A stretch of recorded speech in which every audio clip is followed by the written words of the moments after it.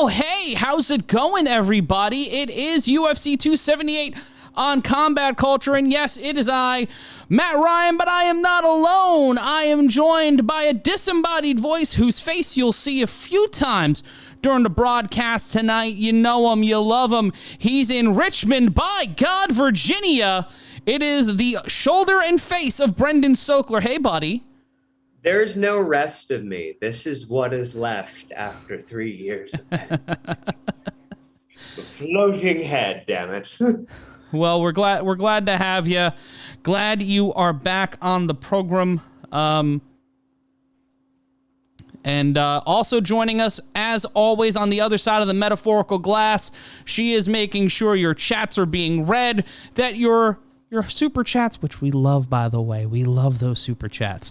Those super chats are being acknowledged both in the chat and on the air.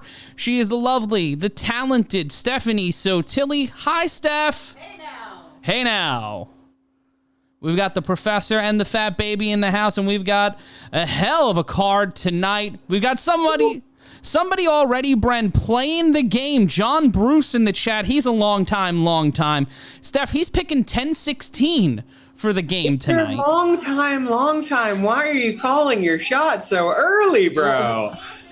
It's fine. That's actually a very good pick. That might have been my pick for the evening, but it won't be anymore. And there's a communication problem because I can hear Brendan. Steph can't hear Brendan. So we're going to traffic cop it here, and we're going to treat it like the Senate. So, Steph, what was the suggestion made the last time by the professor? That the game should be how many people are in the entourage of the fighters coming out. Well, that's a part of the game, too. So we're always going to I like doing the time game, but I do like this new suggestion.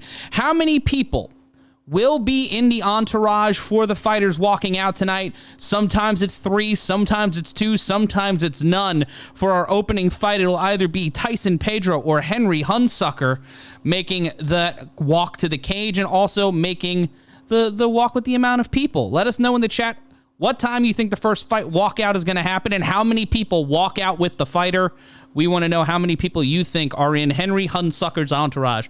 And Steph, Hunsucker's entourage has got to be a full one, right? His last name is Sucker? Hunsucker.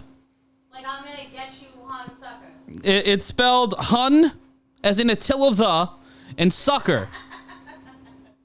Is this that Yes. movie from the Coen brothers, the Hunsucker Proxy? It's going to be my most esoteric reference of the evening. Enjoy.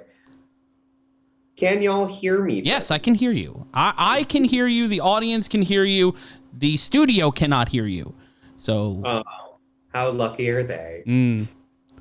I'm guessing 5 people in the entourage. 5 people in the entourage. Steph, how many people do you think will be in the entourage for the first? For Hunsucker. Or Tyson Pedro, which is also good MMA name. Tyson Pedro's a good MMA name. Tyson Pedro is a fantastic MMA name. 7 people in the entourage. 7 people. We've got 5. We've got 7. I'm going to go with a nice round 3. It's not a round number, but it is round when you think about it. The bottom of it's round. You can say it's a round 3. It's just adding a letter. Then you're like good on both sides with like 2 to 4. That's fair. Loke in the chat saying we are all here to see Rockhold lose. Fair point.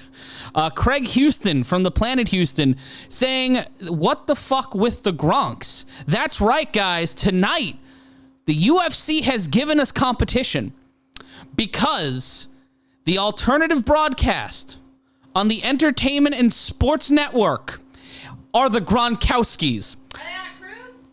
They are not on a cruise. Waka Flocka is not there, Steph. It is just the Gronks, the recently retired Rob Gronkowski and his brothers. I don't know their names. I don't remember their names. Honk and Donk Gronkowski. Yes. I'm pretty sure are their names. And a shout out to Marathon Refrigeration Straight cash, homie. for the first time tonight, Straight cash, homie. donating $5 Canadian to the cause. So that's like $3.50. I honestly don't know the conversion, but belly to back suplex in our main event of the prelims. It's Alexander Romanov versus Marcin Tybura. A lot of great fighter names on this card. And again, thank you to Marathon Refrigeration for donating to the cause. And Brendan Glover saying, yay, nice shave, by the way, Matt. Yeah, thank you. This was a mistake and an accident, and we learned from it. This is the first time. No, about your beard, not about your life. Oh, yeah. Do you have to be right all the time? Just. But if you want to make me feel better, donate some money in the super chat. But we've got some great fighter names here. We'll go over the fights with you in just a second. But while we get people in here, be sure to rate, review, and subscribe. And also, your first time here, ring the notification bell. You'll know when we go live. We are live for every UFC pay-per-view. That's right, every UFC pay-per-view. John Wilson saying Brendan is in the barbecue sauce already. But no, he's just at a wedding, and he's got wedding fever. He's just excited to be there. Yeah, it's pretty rad. We're here for love and punches. Love and Punches is also the name of my spoken word album. Yes. But we got opening the card tonight. Tyson Pedro going up against Henry Hunsucker. Hunsucker 7-5 walking into the fight tonight. Lost 2 fights at heavyweight to Tai Tuivasa and Justin Tafa.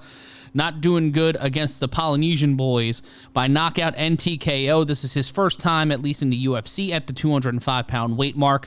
He's going up against Tyson Pedro, a fellow Australian, a black belt in Kempo and BJJ, has a performance of the night bonus. He ended a 2-fight losing streak in April with a knockout of Ike Villanueva. His losses, though, were to Shogun Rua and OSP. So if you're going to lose 2 fights back-to-back, not the 2 worst guys to job to be completely honest. No, I mean, even in the latter stages of their career, Shogun and OSP are still bad. We're still in the first minute. We don't want to get cut off by YouTube. Yeah, it's fine. But the Hungover Moth in the chat saying, how's it going? It's going okay. Aside from feeling air on my face, which is concerning, things are going well over here. Things are going well. I actually stole all of Matt's facial hair and just this is a paste job. I don't know if y'all knew. And we got a dick kick. And Romanov has been kicked in the beans. So we've got our first dick kick of the night. The professor is keeping tabs of dick kicks and dick taps in all their varieties, possible dick twists. Oh, that wasn't a dick kick. He kicked him in the belly. He kicked him in his tum-tum. And he's getting You don't know how much he's dealing with. Did he shit himself? If a 245-pound man kicked you full on in the stomach, would you shit yourself? I've shit myself for less. That's where you go to a doctor. I have the digestive system of a 34-year-old Jewish man. I sneeze wrong. Vinyls, the other guy is here. You're saying where is the other guy? The other guy is right here. He's in a hotel room. So I'm in Richmond. He's in Richmond. He's in Virginia for a wedding. Not in the studio in New Jersey, but he is here, and you can hear him on the program. But it's a weird thing where you're not to my left, so it's just it's uncomfortable. It confuses people. Yeah, because you're just a voice. I am the ghost of Brendan Fuchsia and past. Also, the conversion rate 435. Hey.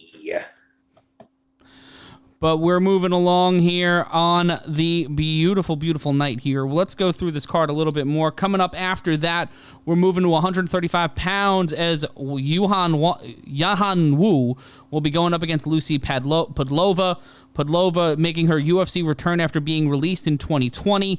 A 2-5 record over the last 3 years in that run. Over 3 years from 2017 to 2020. Her last 2 fights were decision wins in Octagon, spelled with a K, not with a C, MMA. 5-1 in the promotion since leaving the UFC. Her UFC losses, though, Brendan, were to Justine Kish, Antonina Shevchenko, Liz Carmouche, and Irene Aldana. Certainly some solid athletes in that regard. And you take a look at Yanan, lost her last 3 fights, all by decision. Lost 4 of her last 5, all of which in the UFC. That accounts for her entire UFC run. And then her lost in her UFC debut to Gina Mazzani. And on the indie scene, she lost the previous fight to Irene Aldana, which is an interesting fight between two elite, Aldana's a solid name. Pardon me. So, wow, I completely lost my notes here. Mazzani, good name. Yana Kunitskaya, also a really talented fighter. So, not jabroni fights, but this does feel like a little bit of a weaker card tonight. The top 3 fights are all featuring variety of names. You've got Paulo Costa going up against Luke Rockhold. You have Jose Aldo in action, and obviously the main event is a big money fight no matter what you look at it. Leon Edwards getting his shot at redemption against Kamaru Usman with the title on the line. Edwards is his first loss in his career was to Kamaru Usman when they faced off a couple of years ago. Walking into this fight, you want to root for a guy like Leon Edwards, but it's hard to bet against Kamaru Usman. It is almost John Jones and Anderson Silva-esque during their prime of maybe if you like having your money and keeping your money, you don't bet against these people. The big dramatic question of this, of course, being, has Leon Edwards' growth outpaced where Kamaru Usman is or was? Because Usman's only gotten better in my estimation.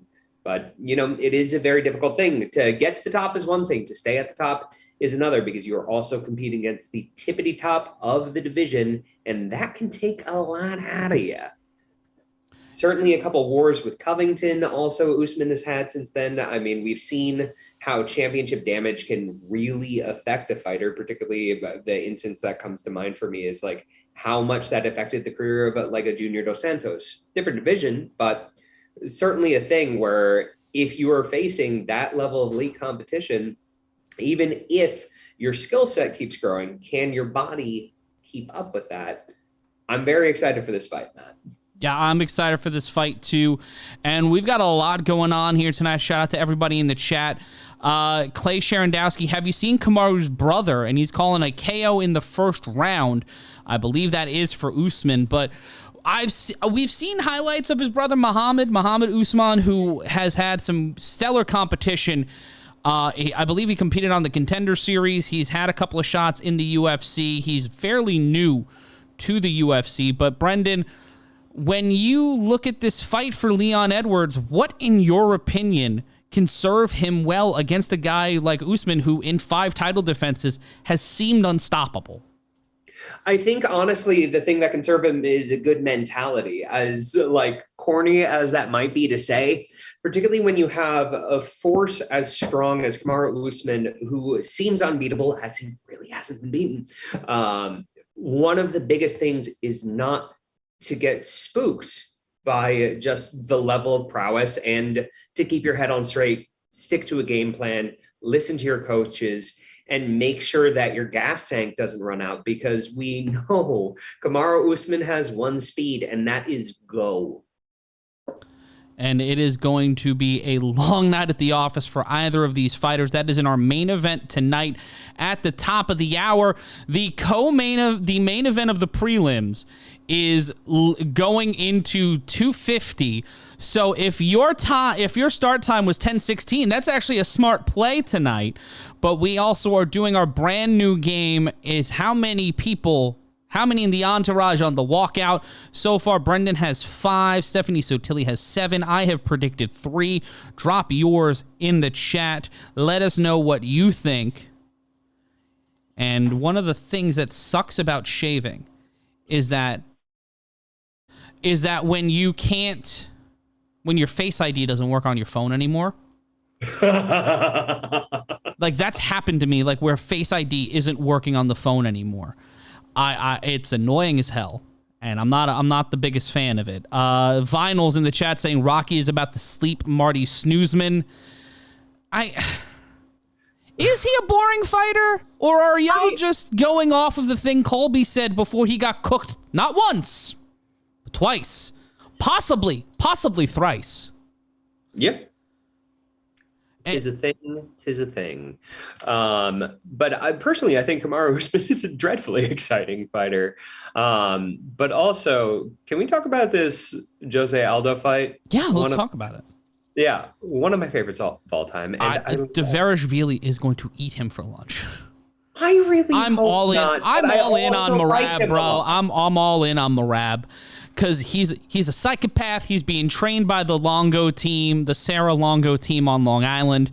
And as we've seen with Aljamain Sterling and a lot of the other products that come out of there, they're hard to fuck with, bro. They're really hard to fuck with. And I really find them to be really interesting, really engaging talents. And I like Dvalishvili. The last time we saw him in action was...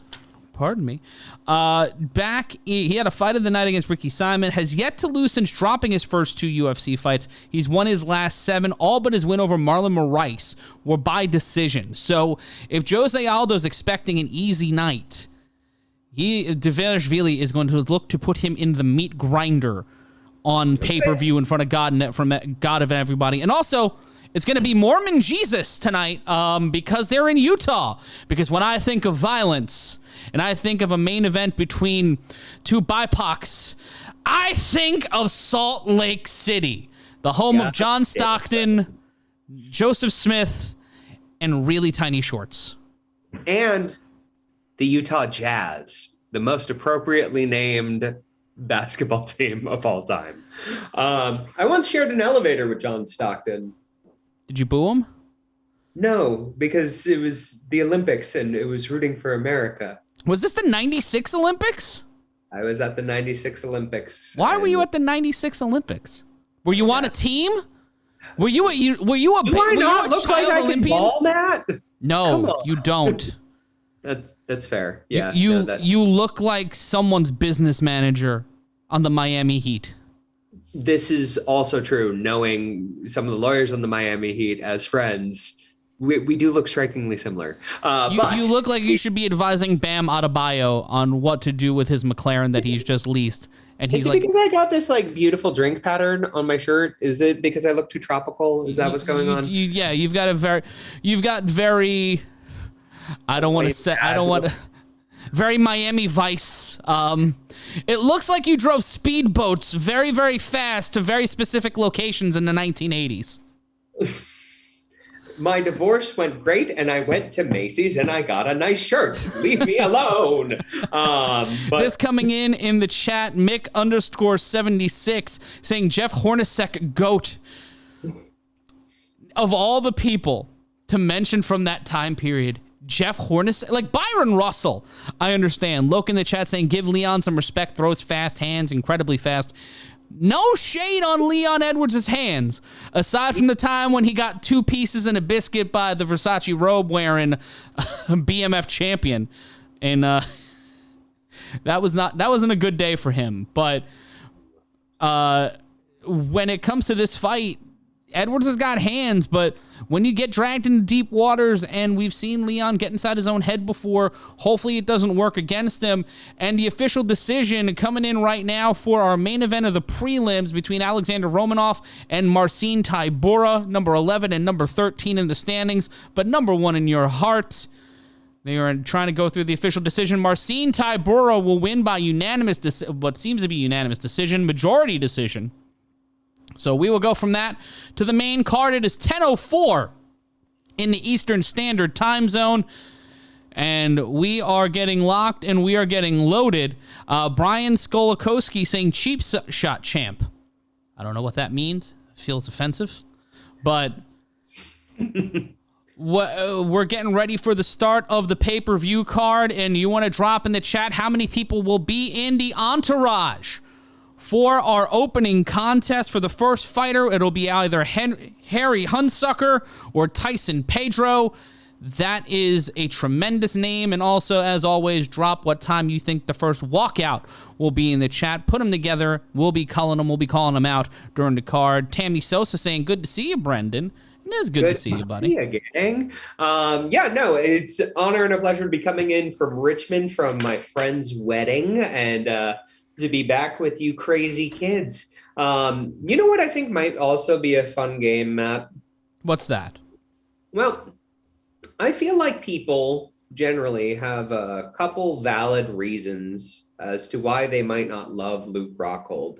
But if you have any takes, whether they are real or fictional, about a fighter that you love or don't love, I'd love to hear your fictional, hyperbolic takes as to why you love or hate any fighter that's on the card tonight. I think that could be fun. Yeah, let us know in the chat. Why do you irrationally love or irrationally hate any of these fighters? And also follow us on Twitter. You can follow me on Twitter. You can see the gimmick below at Matt Ryan Yells. That is at Matt Ryan Yells. You can follow Brendan on Twitter at Brendan Sokler. You can follow Stephanie Sotilli on Twitter at Steph Sotilli. She is always funny on there. And also she is occasionally on the TikTok machine as well. You can search God's Unwanted Daughter on there, and Steph dropping truth bombs on the Twitter machine. Steph, you're a top follow if you don't know.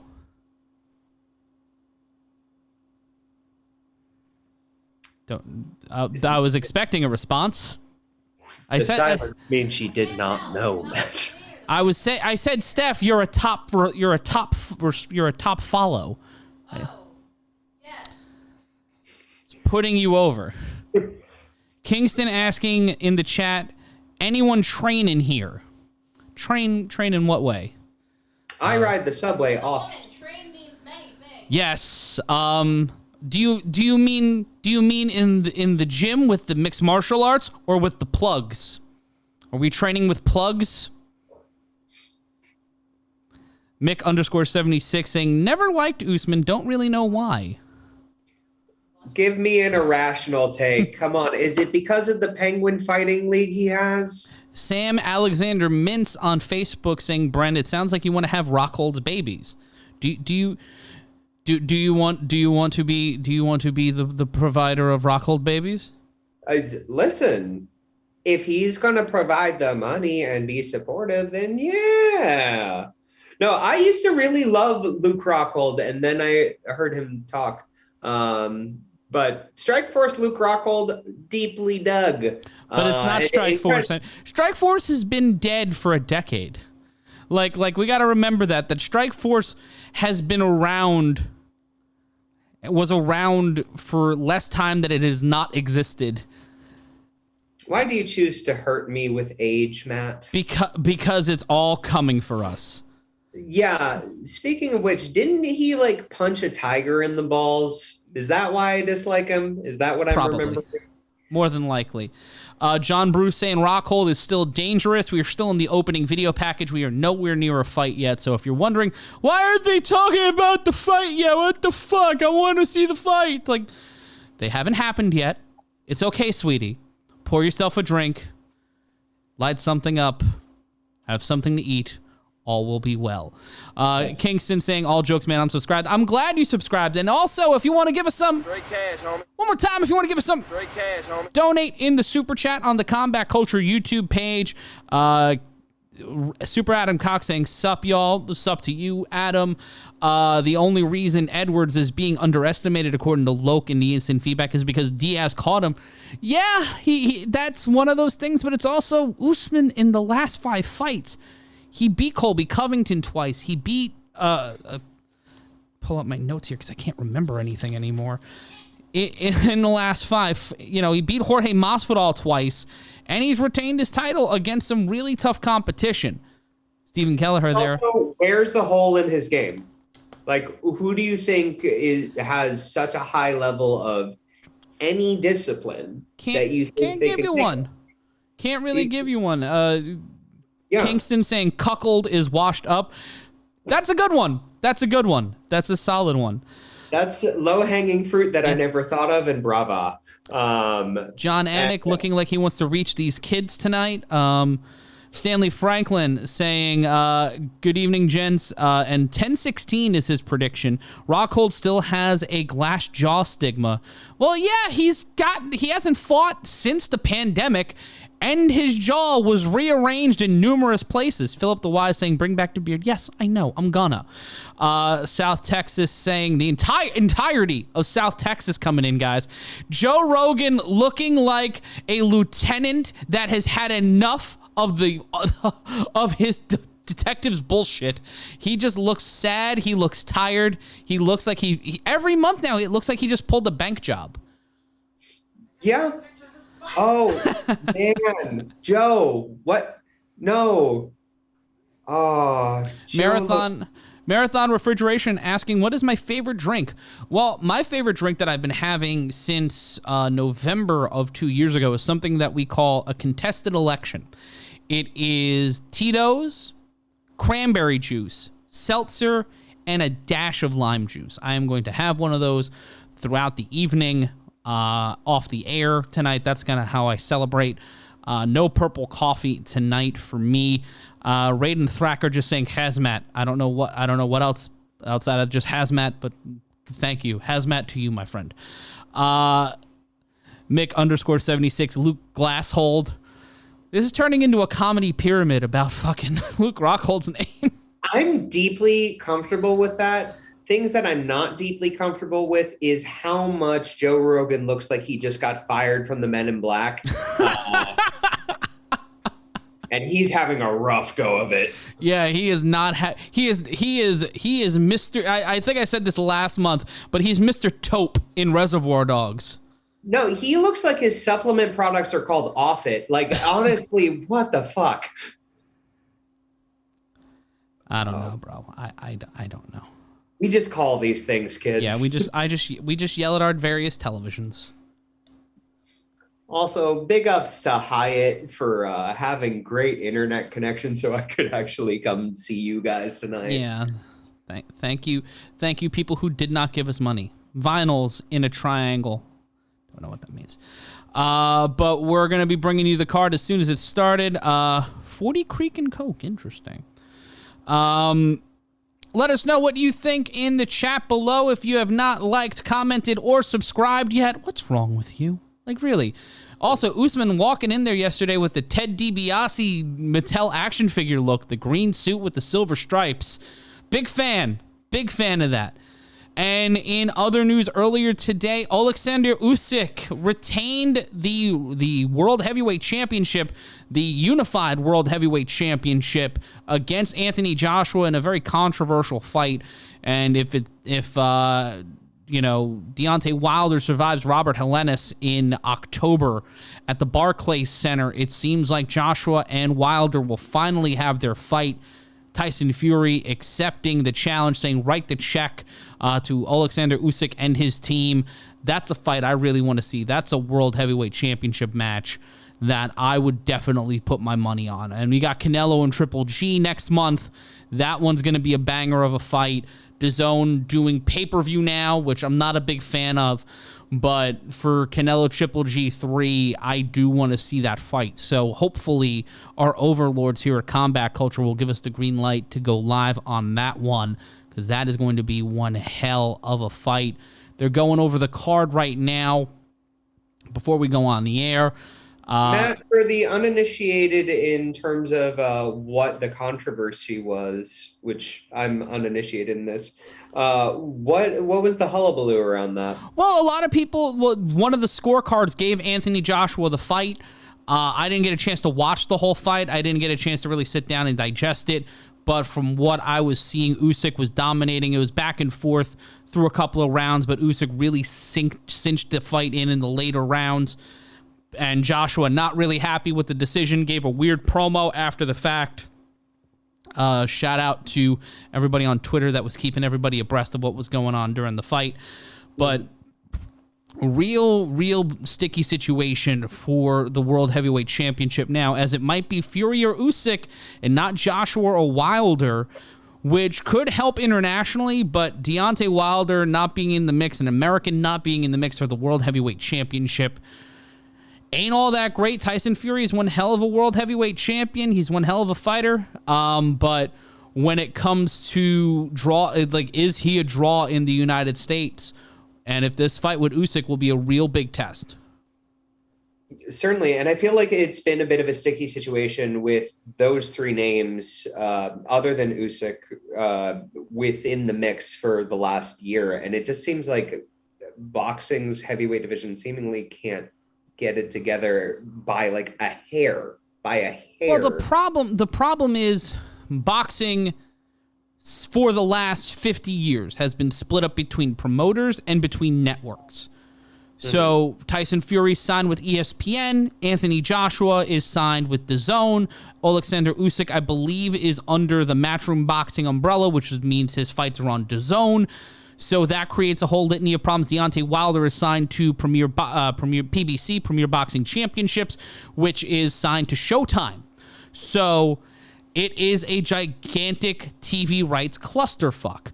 And, you know, my many issues with how MMA business is handled aside, and that is, you know, not the biggest a fan of some of the things that have been out in the media lately, or just the way that the business is. You have your great title fights, with limited exception. Like Fedor and Brock didn't happen. Fedor to the UFC didn't happen.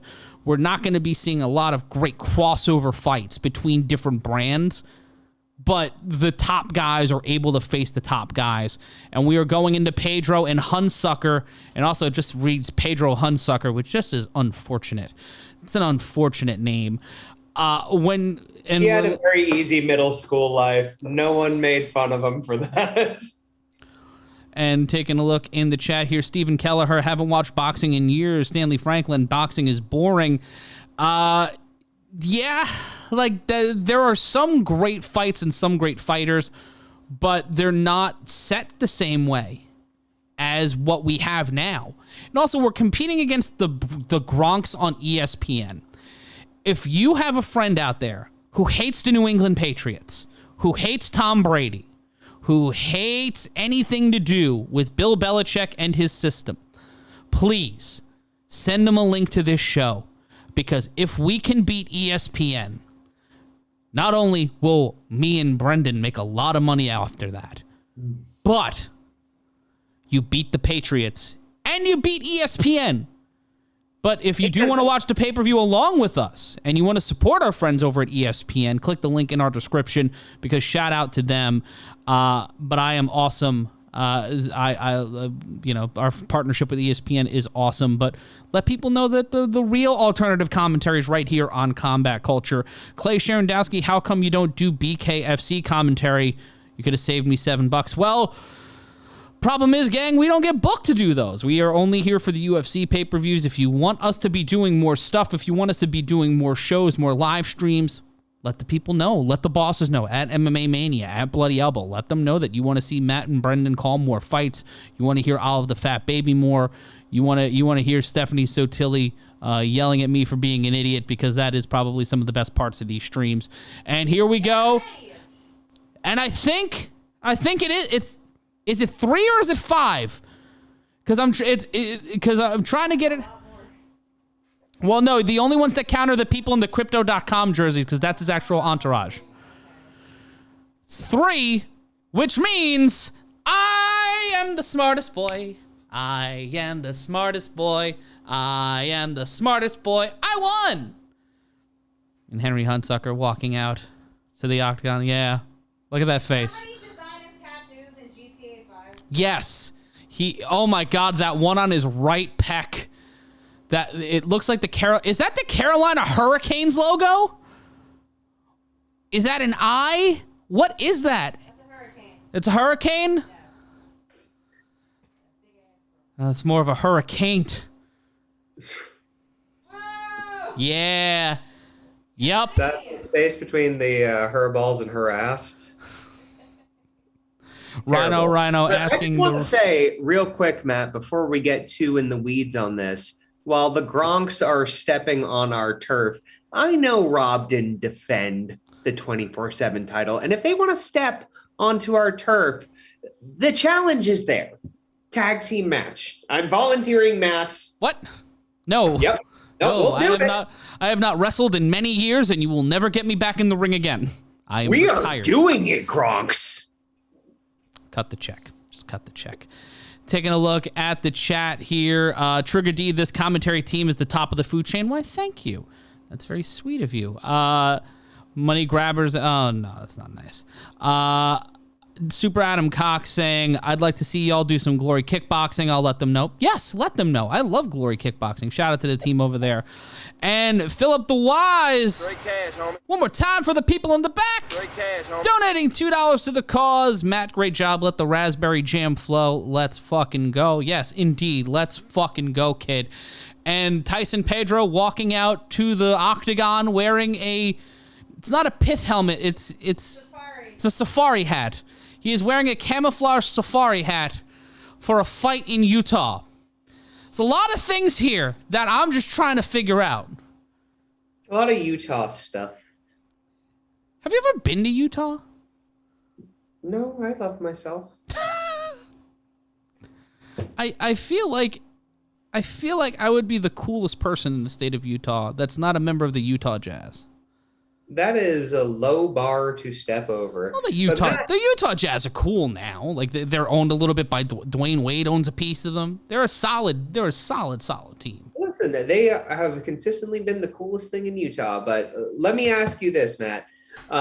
If memory serves, Utah is similar in their arena to Denver in that it's an elevated area. Am I making shit up? Well, they are above sea level.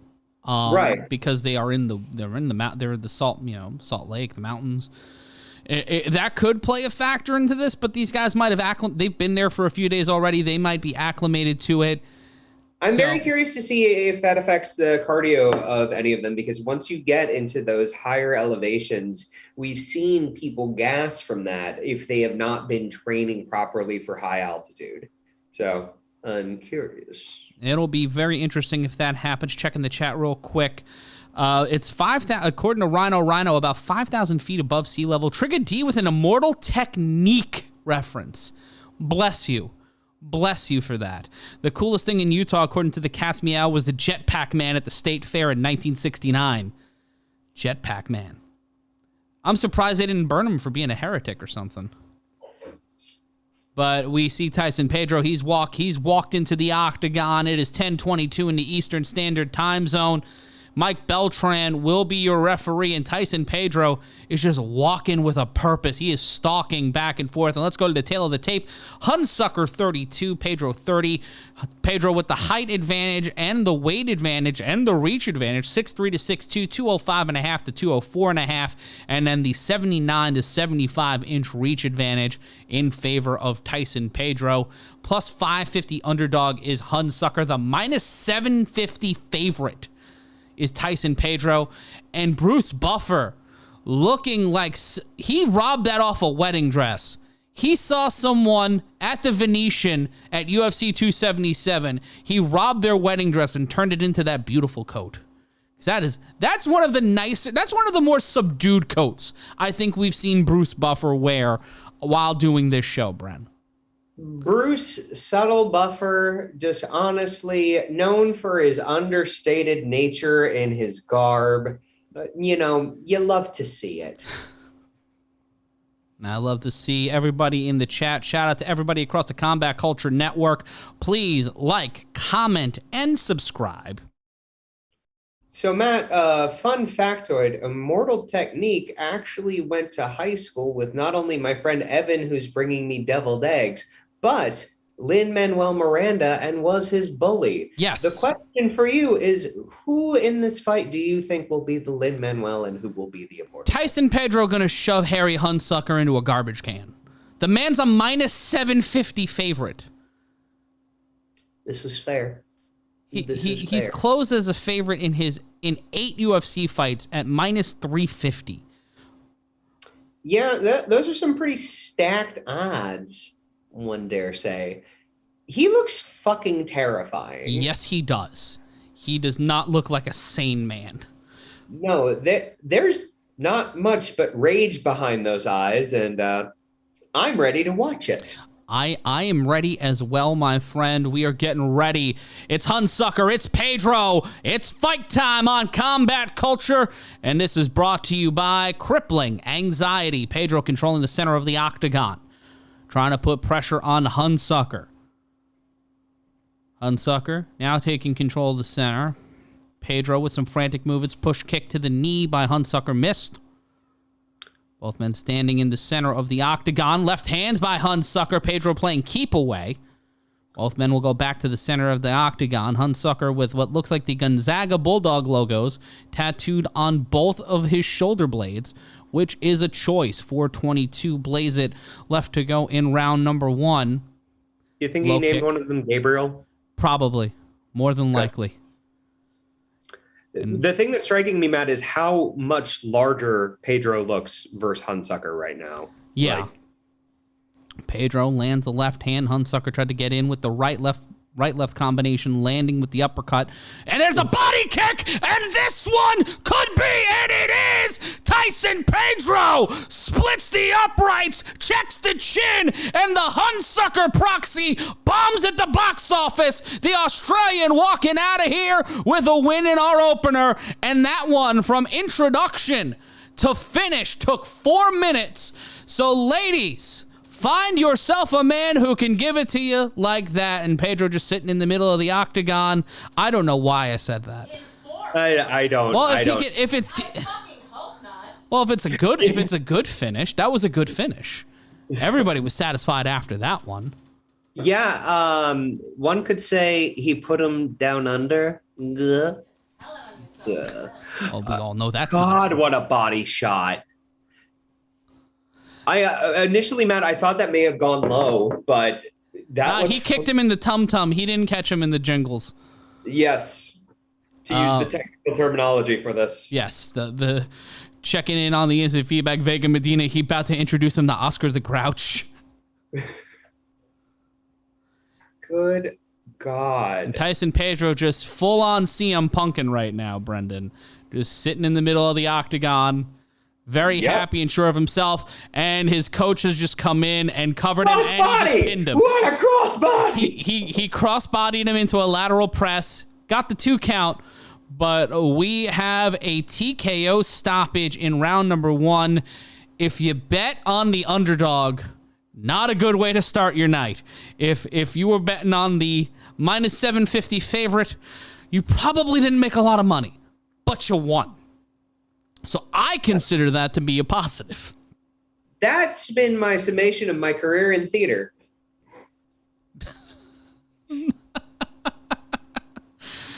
And there is the bereft stepdad, Joe Rogan, in the ring, the octagon, to interview Tyson Pedro. That fight, I expected Pedro to get the win. But 1 minute and 5 seconds, stem to stern, was not something I thought would happen. And we'll see the replay. We'll walk you through the replay in a second. Finished all 9 of his professional wins, Brendan. 4 knockouts, 5 submissions.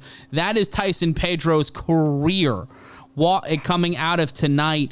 And his only 1 career loss was the only time he went to a decision, and that was against Ilir Latifi a couple of years ago. So a big night for Tyson Pedro on pay-per-view. We'll see again that leading with that left hand, just using his reach to his advantage, and there's the kick to the stomach. Just caught him right in the midsection, knocked the wind out of him, and then comes the right hand. Beltran comes in, bing, bang, boom. Thank you, Grandma. Tyson Pedro walking out with his 9th professional win. No, I mean, what's fascinating about that kick to me, Matt, is it's a push kick, like front kick, went low, but right in the right spot. It's just such killer accuracy and follow through and aggression. Hot damn. Joe Rogan looks like the proudest stepdad right now. He's just like, my kid scored a goal and he said, "Thanks, Dad." Like, fuck me. Also, does Joe Rogan look weird because he stopped tanning? Is that really it might be that. I don't know. Like, it's just the fact that he decides to wear like that one suit over and over again. Like, it's just it's very like, I want to be Dean Martin. Yeah. It's a choice. It's a choice. Like, he looks like an Audi belly button in a tie, but that's fine. Checking in on the instant feedback, Brendan. Stephen Kelleher couldn't get my meatloaf fast enough. Shit, now I want meatloaf. Philip the Wise saying, boom, Joe, Wedding Crashers Rogan, no FAP 2022. Good luck with that. Hoy, Pedro. But Brendan, what a first fight and what a way to start the card here tonight for UFC 278. What do you think that right there, that's a bonus, right? Like, that's bonus money. If you finish a dude in a minute and 5 seconds, it's, Should be. Yeah. Should be, at the very least. I mean, you right now have him, in my opinion, top of the heap for getting that bonus, So I'm here for it, man. Honestly. Samesies. Very much samesies. And if you want to be a part of the conversation, please talk in the chat. Trigger D, you're not chopped liver. There's a lot of things going on. Here's a good one. Here comes the man in black. Yeah, that's a good one. There you go, Trigger D. Goodness. We're getting ready for our next fight. It's at 135 pounds. Yanan Wu taking on Lucie Pudilova. Heading into this fight, Yanan has lost her last 3 fights, all by decision. Has lost 4 of 5 inside the UFC. Not good. That is not what you want when you're walking into the Octagon on pay-per-view. Yeah. Yeah. You're not wrong, Matty. This match feels like the oddball, but honestly, they've structured a lot of these UFC pay-per-views where you have 2 prospect matches and then 3 fucking just bangers in terms of like where people are in the rankings. Yeah. This to me reads a little bit like a sleeper that they put in here, but we shall see. Oh, I forgot to mention that the BKFC was also today. Mike Perry got a win against MVP. Not that MVP. The MMA fighter. I mean, did MVP ever compete in MMA? I feel like he had a certain amount. He does BJJ. I don't think he's ever fought professionally in mixed martial arts. Yeah, I did have in my head that he had that. Shout out to MVP, bad bitch, all-time great. He called out Jake Paul too for whatever reason. Mike Perry. I listened to the post-match interview and he sounded like he was in a fight. That's all I'm gonna say. Mike Perry. It was in England too, so good on the UK Athletic Commission for letting that shit, the fucking British Boxing Board of Control or whomever the governing body of MMA is over there, because I don't know if he would have passed in a couple of states here. Listen, Boris Johnson checked him out and went, "You look sane," and Mike Perry looked at him and said, "You have great hair," and they both went on their merry way. It was great. I would love a buddy comedy where it was Platinum Mike Perry and Boris Johnson just traveling around America. That's the new version of Triple D. When Guy Fieri retires, you just split him like an atom, and coming out of it is Boris Johnson and Platinum Mike Perry. And Trojan is sponsoring the Vaseline portion of the fight card, where the fighters get checked in. Back-to-back wins for Pudilova. She is the first Czech fighter in UFC history. 2 wins by knockout, 2 by submission. First Czech female fighter. I'm sorry. Crow Cop, don't hurt me. I know you heard that. I know you heard that out there, Crow Cop. Don't you fucking come. I met Mirko Crow Cop once during a Bellator media day. Yeah? And everything from that Mauro Ranallo video is real. Like, it isn't a work. That's not a work. Mirko Crow Cop is the scariest fucking human being. Yeah, he's the only exclusion to ACAB I can think of. But because I don't want Left Leg Cemetery.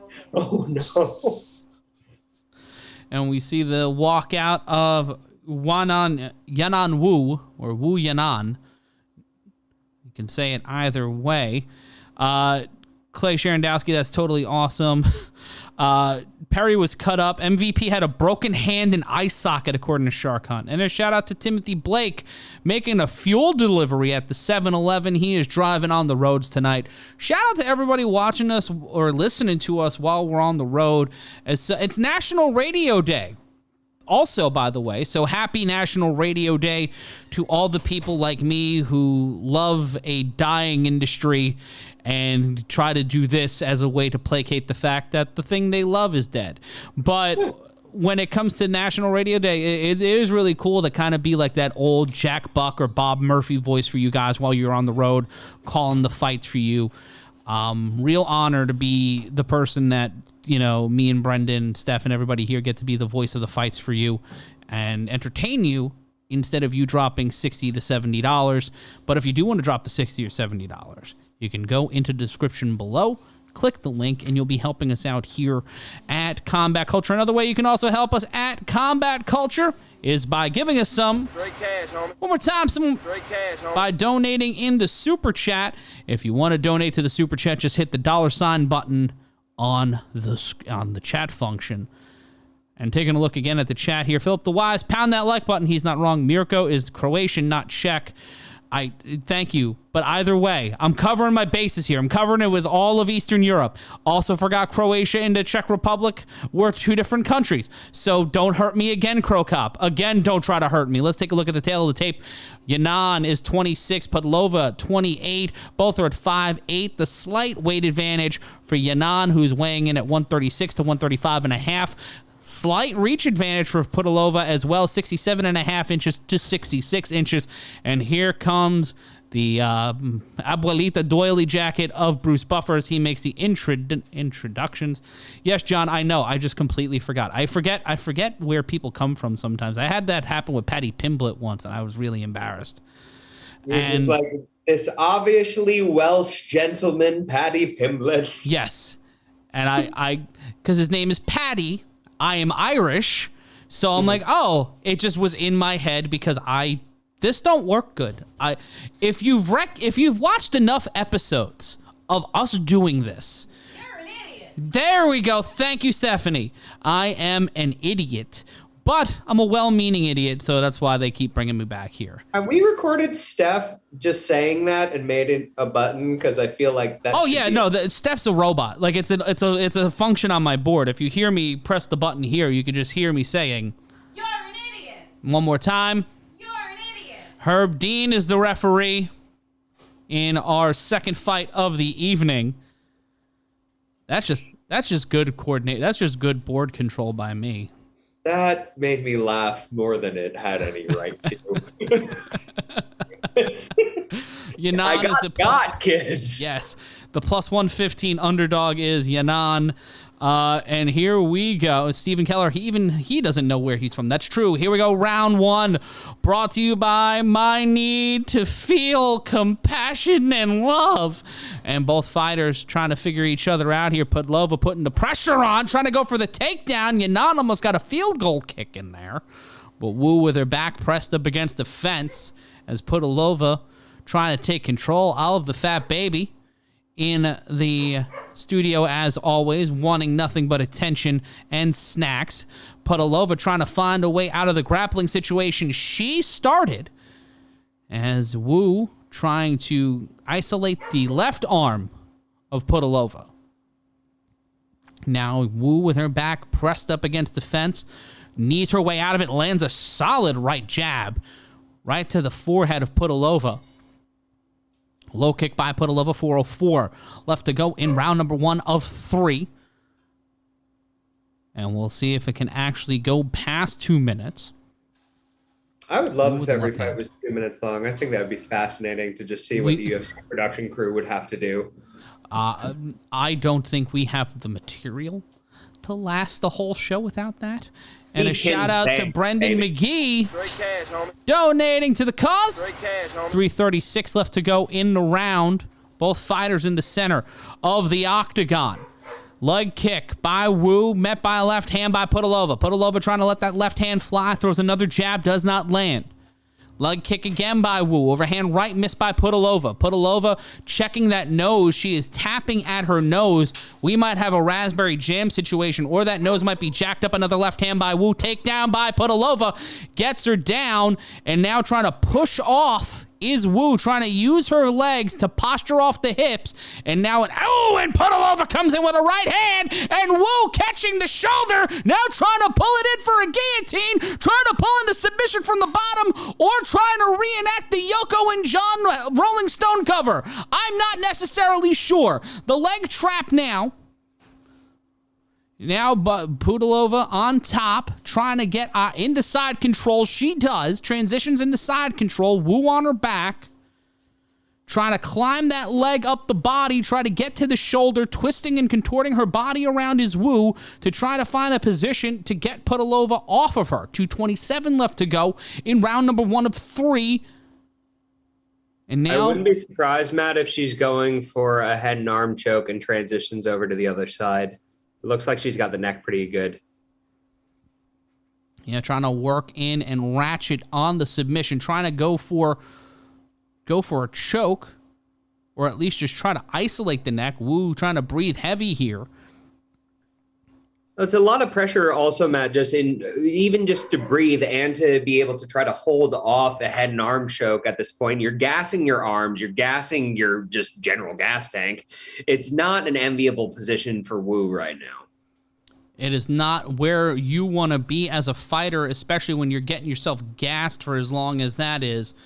You've been on the ground for almost a minute and change, just stuck in this position, literally rotating left hand, by Pudilova, just slamming the wrist in the side of the hand. It's a different position, Matt, than when we're talking about like a leg triangle or something like that, where it's like, well, it takes a lot of effort to be applying that submission, but it's honestly gravity when you're dealing with a head and arm choke. It's not as hard for Pudilova in terms of what it exacts on her gas tank. It's all Wu having to struggle. And she is riding the struggle bus right now, just pressed over the body right now. It's a lateral press situation. Wu just trying to push out of this. Pudilova just controlling the pace of this fight. Looked like early going Wu was going to catch some momentum, but Pudilova has been, since this takedown exchange, now she's on top. Trying to get out of it is Wu. Wu splits out of it, but gives up the back. Pudilova going for the back. Wu covering up. She's got to protect her neck. Back trying to backpack is Pudilova. Suplex attempt possibly, or a trip takedown. Back elbow misses by Wu. Good job by Pudilova keeping her head low. And now Wu pressed up against the fence. Knee to the body. The shoulder and neck of Pudilova driving into the top of the chest, going up into the neck of Wu with 6 seconds left to go in the round. We will be going to round 2 in Salt Lake City. But what a round by Pudilova. Lucie, Truly, Pudilova. Matt, I honestly thought Pudilova had a takedown when she looked in that German suplex back position. She was dropping her hips low. It looked like she had the potential to really do a good trip or a good pull down. Big ups to Wu for staying on her feet, particularly after how exacting that top control game by Pudilova was in this. Oh, most certainly, most certainly. And we want to thank everybody who's watching in the chat, everybody watching across the Combat Culture Network. And we are getting ready for round number 2. Oh, and a forearm shot during the replay. Wu got some solid shots in, but then Pudilova just completely took control of the round and driving elbows and just was drowning Wu in the deep water in the ground game. Not where you want to be walking into round 2. That one was a 10-9 round for me for Pudilova. I'd agree with that, Matt. I really thought that Wu was looking really sharp at the beginning of the round. Her movement in terms of her stand-up was really solid. Pudilova also putting her hand on her hip in a way that made me wonder if she might have tweaked a little something, but The smothering top game of Pudilova was everything in that round. Certainly was, and a little bit of rock'em sock'em here. 10 seconds and change in the round number 2. 15 seconds gone by in round 2. Leg kicks from Pudilova. Ooh, solid strike exchange. Both landing shots to the jaw on their opponent. Trying to keep some pressure going. Leg kick landed by Wu. Cut left-right combination missed by Pudilova. Wu once again on her bicycle, on her back foot. Steps in, throws a couple of strikes, lands 1 or 2. In a 3-punch combination. Standing in the center of the octagon are both fighters. Now Wu, the aggressor, throws 2 lefts and lands them, switches her stance. Just alternating between southpaw and traditional. Low kick that time by both fighters, both landing kicks to the ankle. A much higher output of movement than I would expect out of Wu after that first round, Matt. Yeah, no, she stepped back into this. I think she had a really good talk with her corner. Body kick landed by Wu. Left hand landed by Pudilova. Both are standing in the center of the octagon. Pudilova is bleeding. There's a little bit of raspberry jam coming. And it looks like it's coming from the eyebrow. Left, right. Ooh, and a left hand from Pudilova. Ate a couple of shots, but threw a solid one of her own. And both fighters once again in the center of the octagon. 3:34 left to go in our second fight of the main card. If you missed the first fight, Tyson Pedro cooked and served Harry Hunsucker in 1 minute and 5 seconds. Both fighters now just pacing around the octagon. Leg kick landed by Wu. Left hand by Pudilova. Throwing another one backed away by Wu. 3:13 left to go in round number 2. Pudilova trying to step inside, going for a takedown again, presses Wu up against the fence. And will the song be the same in round number 2 as it was in 1? Wu finding a way out, but eating a knee to the midsection. 2:57 left to go in the round. Both fighters missing kicks. Leg kick landed that time to the ankle by Pudilova. Left hand thrown by Pudilova. Wu stepping out of the way of a left-right combination. Trying to find some rhythm here. Head kick by Pudilova. This round, Matt, and despite the fact that Wu looks re-energized, I might still give this round to Pudilova so far.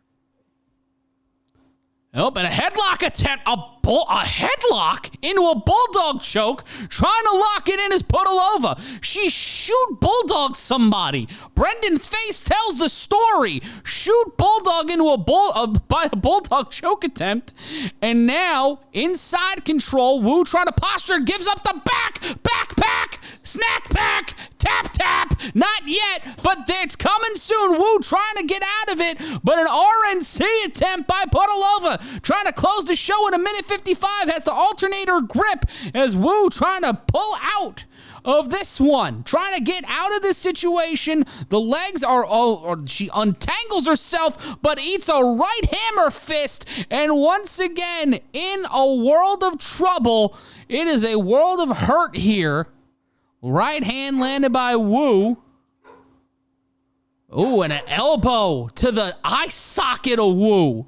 This one was looking like Wu's round, but this one ain't Wu world. She is getting Wu worn down. How many Wu-Tang puns can I make in a fight? We're going to find out. The over-under is 7.5. Wu trying to break into electric boogaloo her way out of this position, but gives up the back again to Pudilova, who's trying to go with these elbows, driving these shots now in top position, rotating around, and the referee is Herb Dean, so we're going to be here for a while, and it is over. Bionic elbows like her name was Dusty Rhodes. It's Salt Lake City, but the only people that are salty right now are the people who bet on the underdog. Pudilova gets the win in our second fight of the night with another TKO on the card, Bren. Honestly, I think this was a perfectly fine call by Herb Dean. Those elbows were John Jones-esque with their speed and torque. Like, honestly, flippity-dip and terrifying.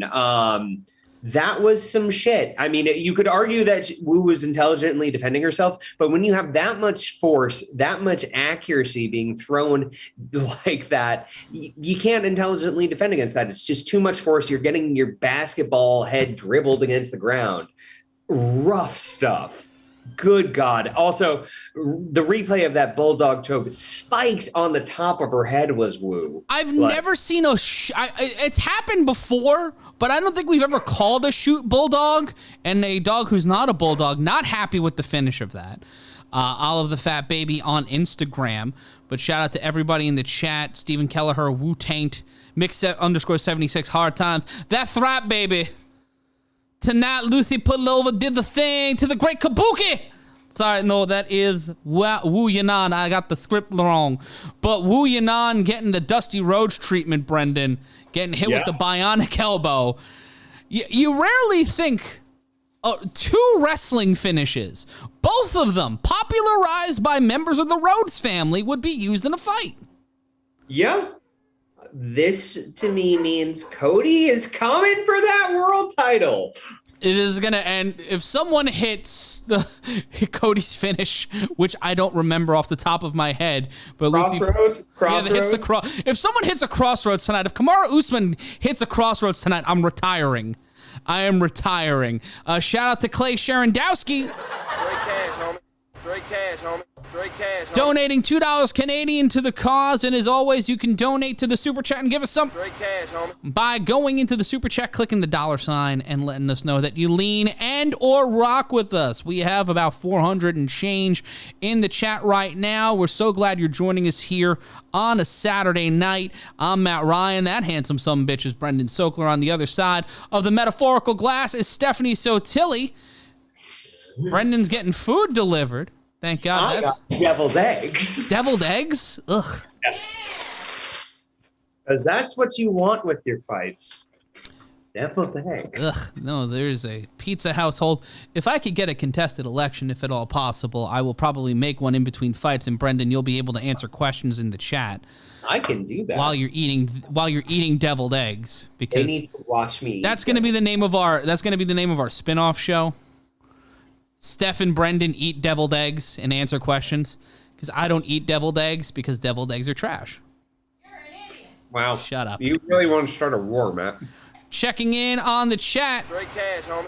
Justin Clendenin, Straight cash, homie. donating 99 cents to the cause ski. Straight cash, homie. Thank you so much. And as always, you could donate to the Super Chat by hitting the little $sign gimmick in the chat. Sonic Squad and other friends, I'm really glad you two kissed and made up. 277 was definitely missing your sexual tension. And you know, Brendan. Yep. That's not true. But whenever there's two attractive redheads in a room, that's always going to happen. It's a rule.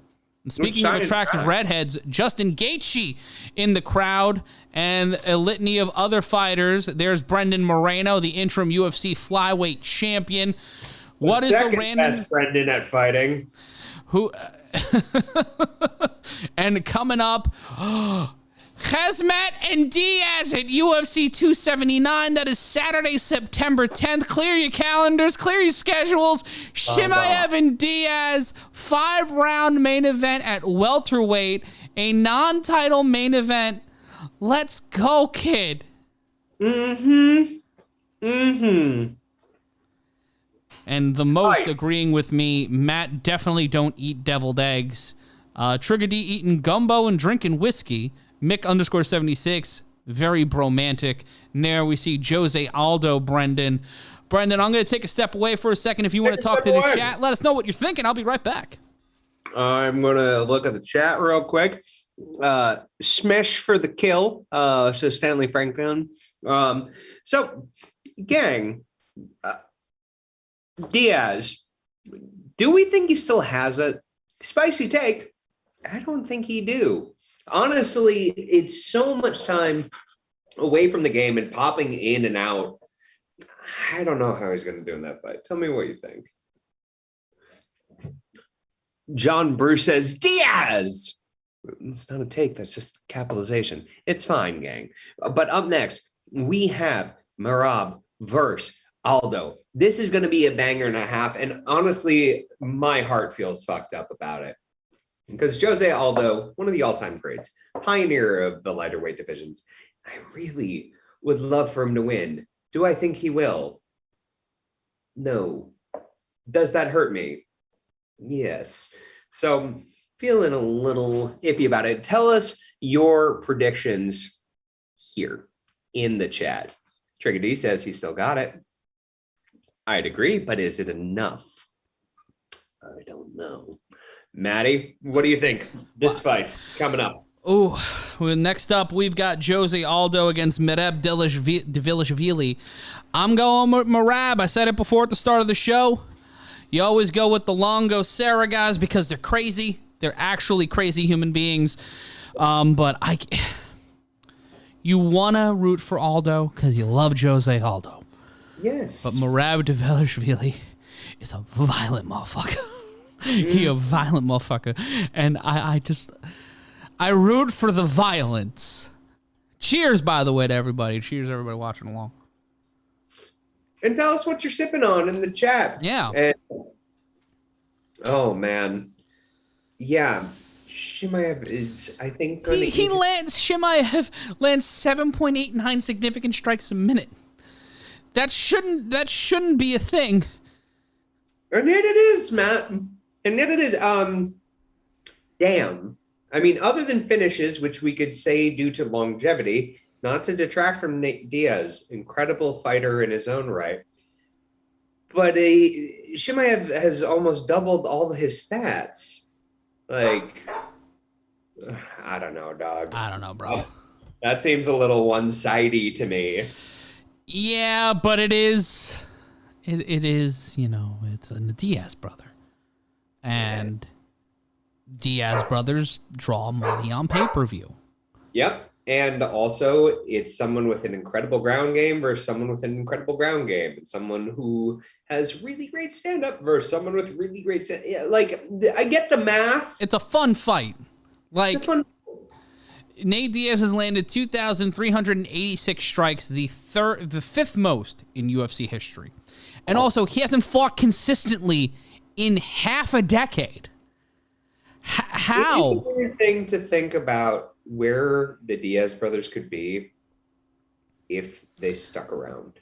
Yeah, like if they just were able to keep the train, like if they had a better relationship with Dana White, and I think that's true for a lot of fighters, to be completely honest. If they had a better relationship with Dana, or if Dana just wasn't Dana, he was a little less Dana. I think it would be... Do you think if Sean Shelby was running this shit, we'd be dealing with this? Probably. And in November, on November 12th, UFC 281, Brendan, in the city that never sleeps, my hometown where you reside, UFC 281, Carla Esparza against Zhang Weili. Whoo, baby! That one is going to be a fucking banger in the Garden. You know what my dream would be, Brendan? That we could do this show at UFC 281 inside Madison Square Garden. Olive agrees. I think that would be great. Would MMA Mania get Olive a press pass, though?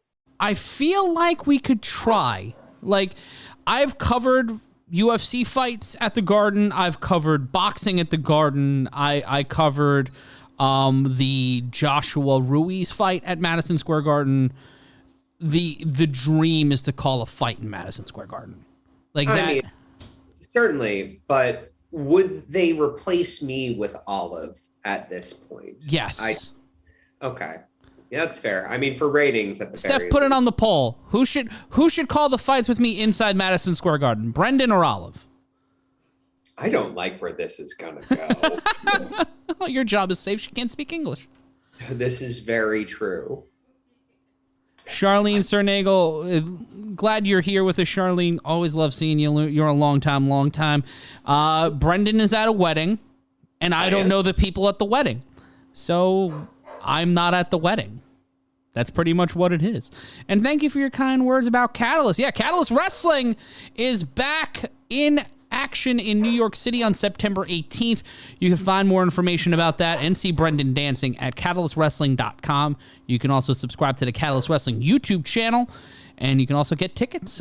We have special tickets on sale for until the end of this UFC card, so let us know if you attend the show, if you're coming out to the show in Brooklyn on September 18th, a 4 o'clock afternoon show, and we are taking a look at the chat now to look at that. Okay, Steph, that's mean. On the poll now, who should call the fights with Matt at UFC 281? Olive, the cutest puppy ever. Brendan some dude who eats poop. Now, that's not fair. That's not fair. It's never been proven that he eats poop. We've never proven that. Come on. I just eat deviled eggs. Well, those are poop. Those are poop. Checking in, it's 65-33. Olive in the lead. God damn it. William Stanley roots for you, though. William Stalvey and Stanley Franklin are rooting for you, Brendan.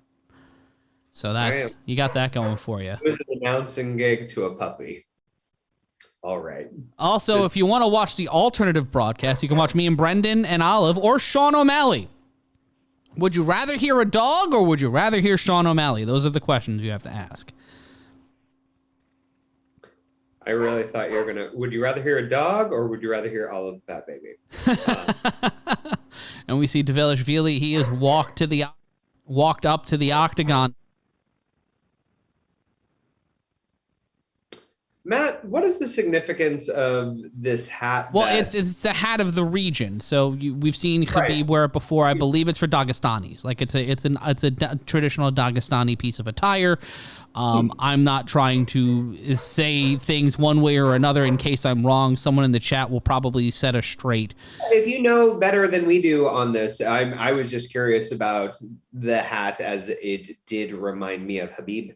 So I'm assuming, Matt, that he's right Georgian. I'm sorry, he's Georgian. He is not from the same region, but I believe it does fall within the same cultural guidelines. Vinyl's hashtag Team Other Guy. I don't know what that means, but thank you to everybody joining us in the chat. And if you like what you hear, like what you're watching, donate and give us some in the super chat. We're getting ready for our third fight of the night. It's Jose Aldo against Merab Dvalishvili. Give you a little bit more about Dvalishvili. He is a judo sambo fighter. He's fighting out of Long Island, New York. He trains on the Sarah Longo team. He is a black belt in judo. He's got a one-time performance of the night bonus against Marlon Moraes. I think this might be a fight where we see performance of the night territory. Has yet to lose since losing his first two UFC fights to Frankie Saenz by split decision and a technical submission loss to Ricky Simon. In that time, he has not fought since September of 2021.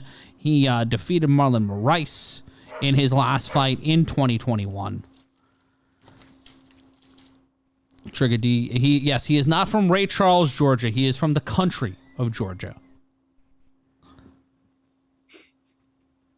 And now we see Jose Aldo making his walk to the Octagon. Let us know what you're thinking in the chat. Let us know what you believe will be the winner of the fight, the third fight of the evening.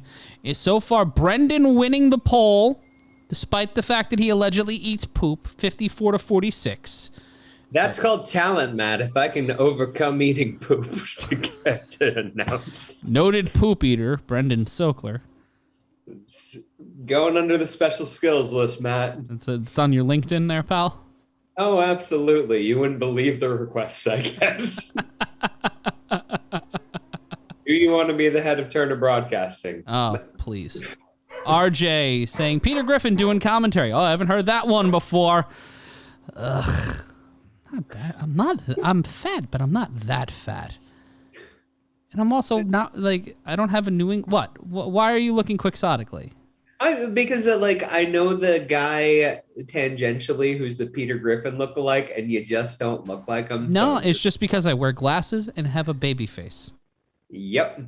This is Look at all this cute. Look at all this fucking adorable. Get in. Get, I can't move the camera, but you just look. This is handsome.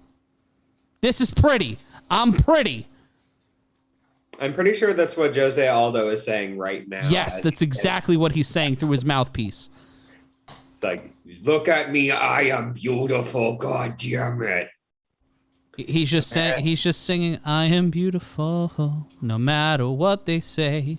Merab can't bring me down, no. I would really love the chat to tell us what is your walkout music that just ruined someone's day. My walkout song when I was in the industry was "Hit 'Em Up" by Tupac. So Yeah. When I look at you, Matt, I think hit him up by Tupac. As just you should. every time. Yeah. Taking a look at the tail of the tape, Jose Aldo 35 somehow. Dvalishvili 31, 5'6" to 5'7". Aldo with the height and reach advantage, both walking in at 136 pounds. Aldo 5'7" to 5'6" to Dvalishvili, 70-inch reach to a 68-inch reach. That averages out to 69, which is nice. Speaking of nice, Bruce Buffer's jacket. We're getting ready here in Salt Lake for the Coco main event. John Rambo saying, I should never sing again. That's mean. Wow, John Rambo. Way to draw. I thought he died. Didn't he? Did he die in one of the movies? Or am I thinking of something else? I think you're thinking of something else. Oh, that's what it was. Beaches. That's what it was. Stanley Franklin, more ginger hair. People are wanting me to grow my beard back. Yes, I can't. It doesn't go back in a week. It's been a week.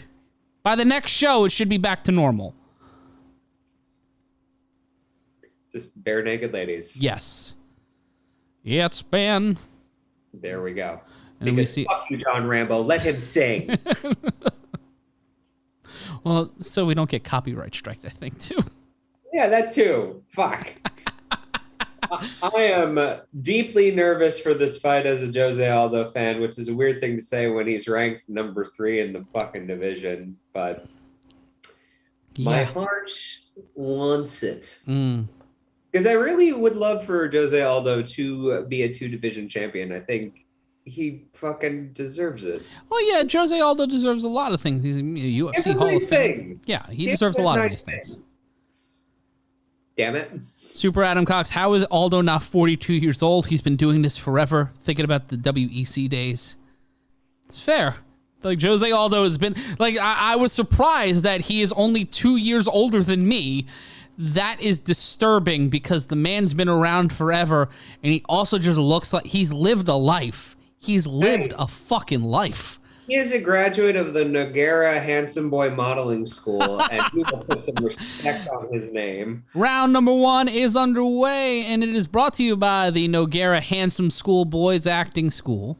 And 10 seconds gone by. No strikes thrown yet. Dvalishvili trying to figure out reach. Aldo, both fighters bouncing back and forth like they're playing electric football in real life. Dvalishvili circles around the octagon, both standing on either side of one another.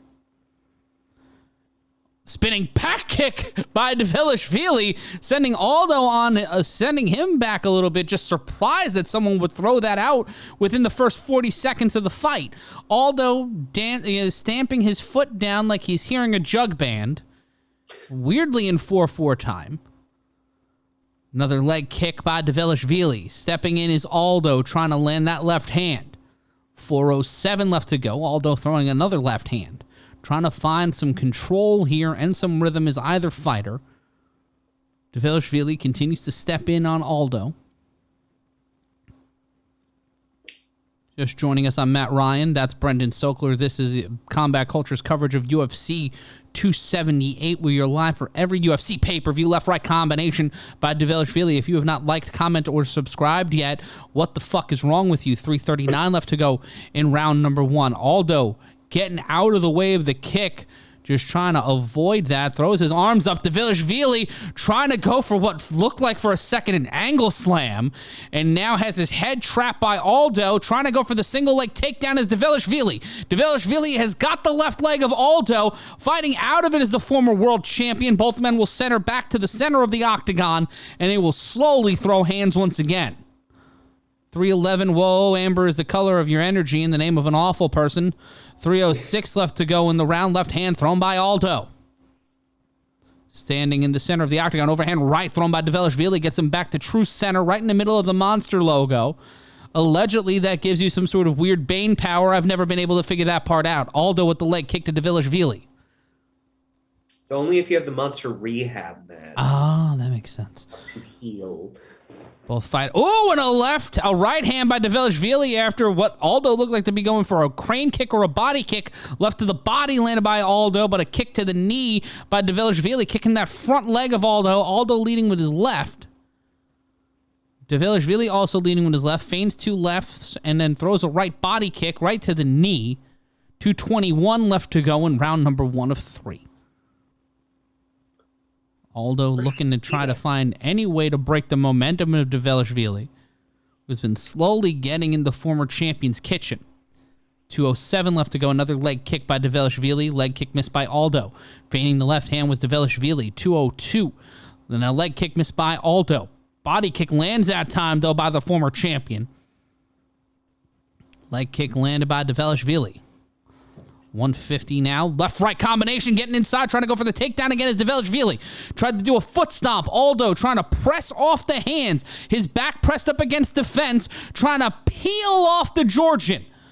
Punches by Aldo. Aldo still in trouble, stuck in that sweet, sweet Georgia molasses. And yes, I know it's the country, not the state.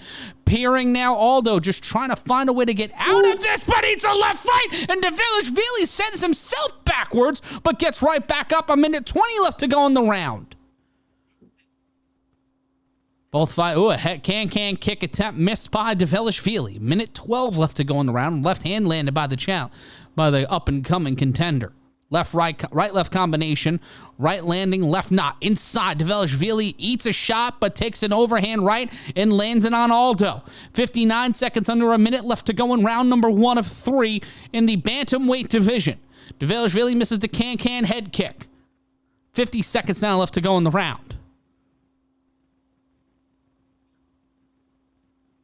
You have Dvalishvili really throwing a lot higher volume, seemingly, than Aldo, and missing quite a bit. But Aldo is finding his range, and the shots that he's landing are landing. They're landing, but they're not. It doesn't feel like they're landing. And Dvalishvili has been able to control the momentum of this round. Remember, this is Utah, so we're getting a wild card in terms of judges here.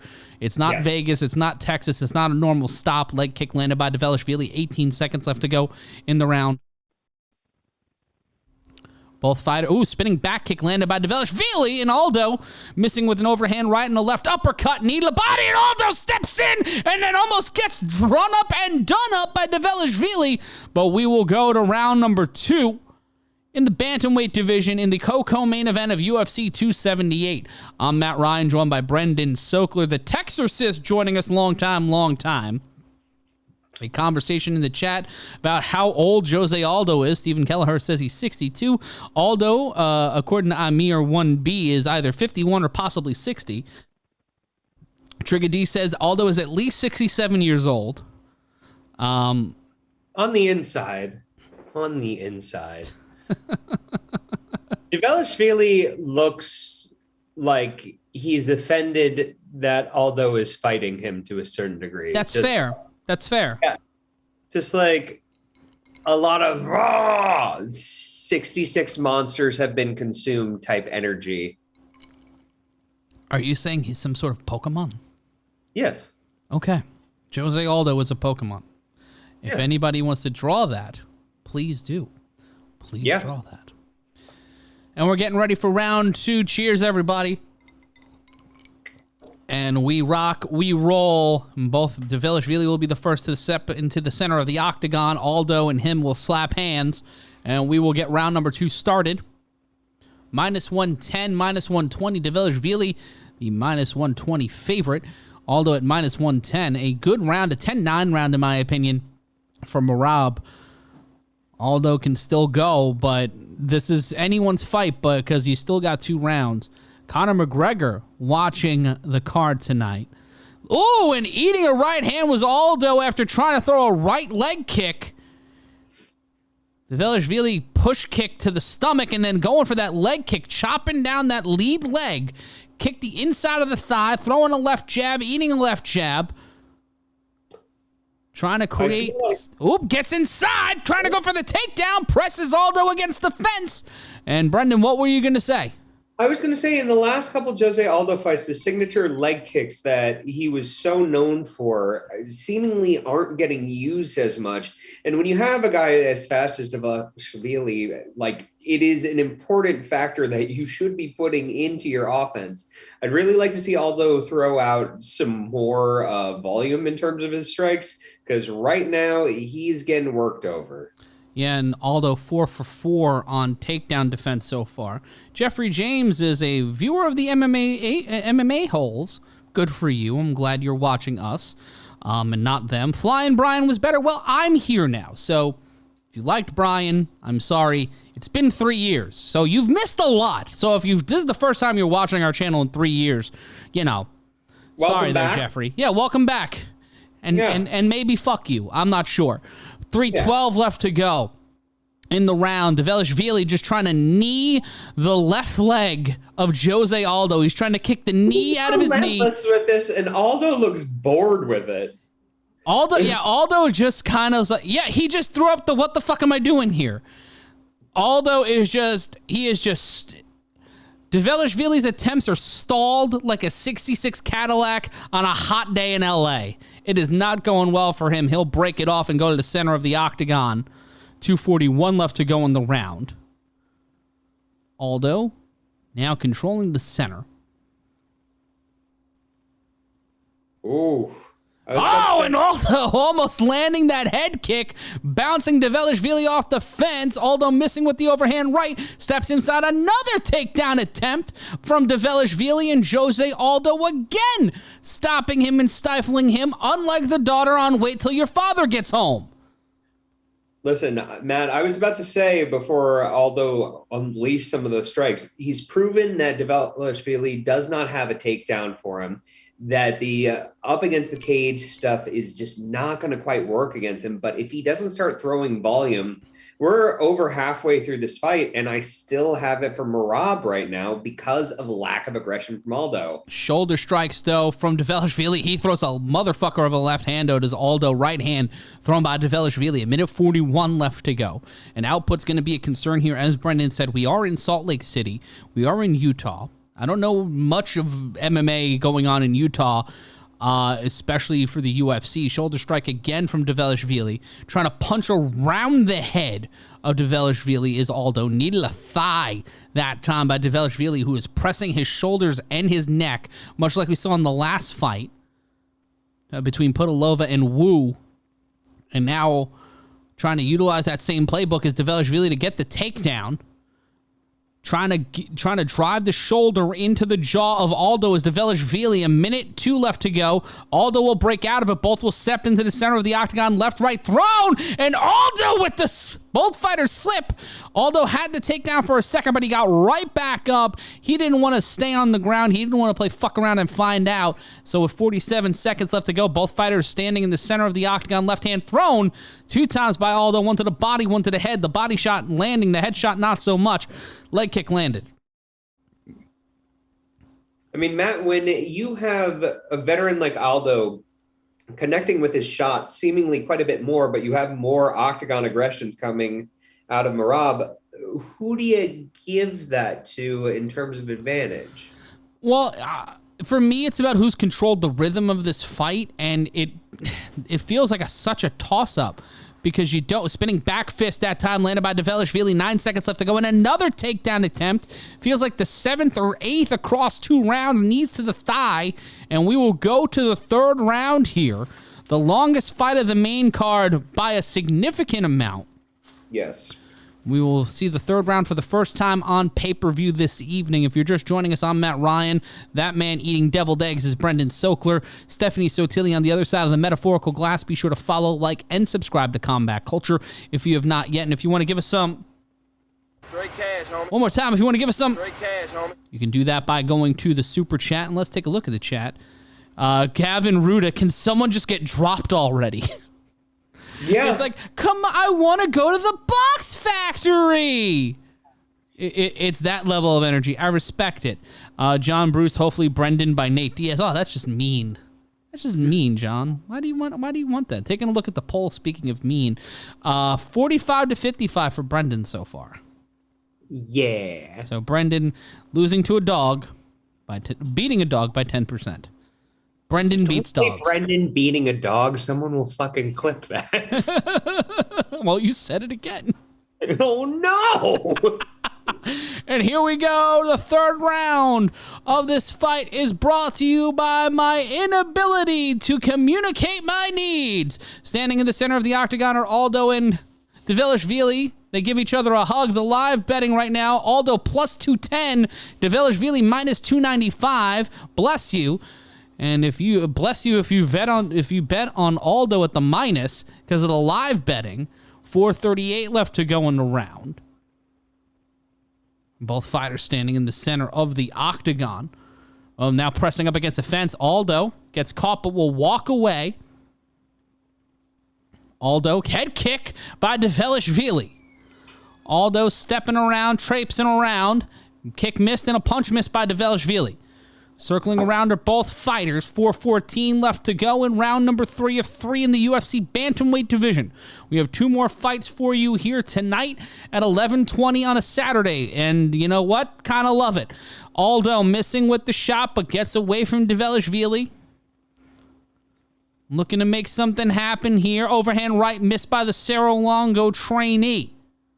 Going up against the former UFC featherweight champion of the world. Matt, if you're the coaches for Jose Aldo, you got to be telling him to keep your distance and hit those fucking strikes. Just start spamming the B button. Yep, B button, the B, X, Y, A. Kick and punch him about the face, neck, and chest. Put left hand thrown by Aldo. 3:27 left to go. Ankle kick thrown by Dvalishvili. Aldo comes out with a left hand. Looks like there might be a bit of a mouse underneath the right eye of Aldo, or the fact that he is actually secretly 6,000 years old. Stepping inside, and again, Dvalishvili turns that strike attempt into a potential takedown. Aldo stuffs it, but eats a right hand and then a kick to the body. Kick again by Dvalishvili. 2:56, left hand thrown by Aldo. Ooh, right, left, right combination. Trying to combo breaker. The former world champion is Dvalishvili. Stepping closer and closer, left hand thrown by Aldo. Another throw to the body by Aldo. Ooh. Big shot from Dvalishvili. And with 2:30 left to go, stepped right in, left, right, and then spinned around. Gets cha-cha slided off the cage as Dvalishvili. 2:20 now left to go in the round. Aldo with his back to the fence. Dvalishvili steps in. Left missed by Aldo. Left-right combination blocked by Aldo. Head kick blocked by Aldo. Body kick to the ankle. Lands left-right combination. Landing by Dvalishvili after a left hand by Dvalishvili. Dvalishvili going for a spinning back fist here, really just trying to find any kind of way, any kind of combination to piece up the former world champion. Minute 48 left to go in the round. Punch to the body with the right hand. Aldo looking a little tired, looking a little gassed here after trying to defend himself from this takedown onslaught. Dvalishvili again going for the single leg. Gets Aldo up against the fence.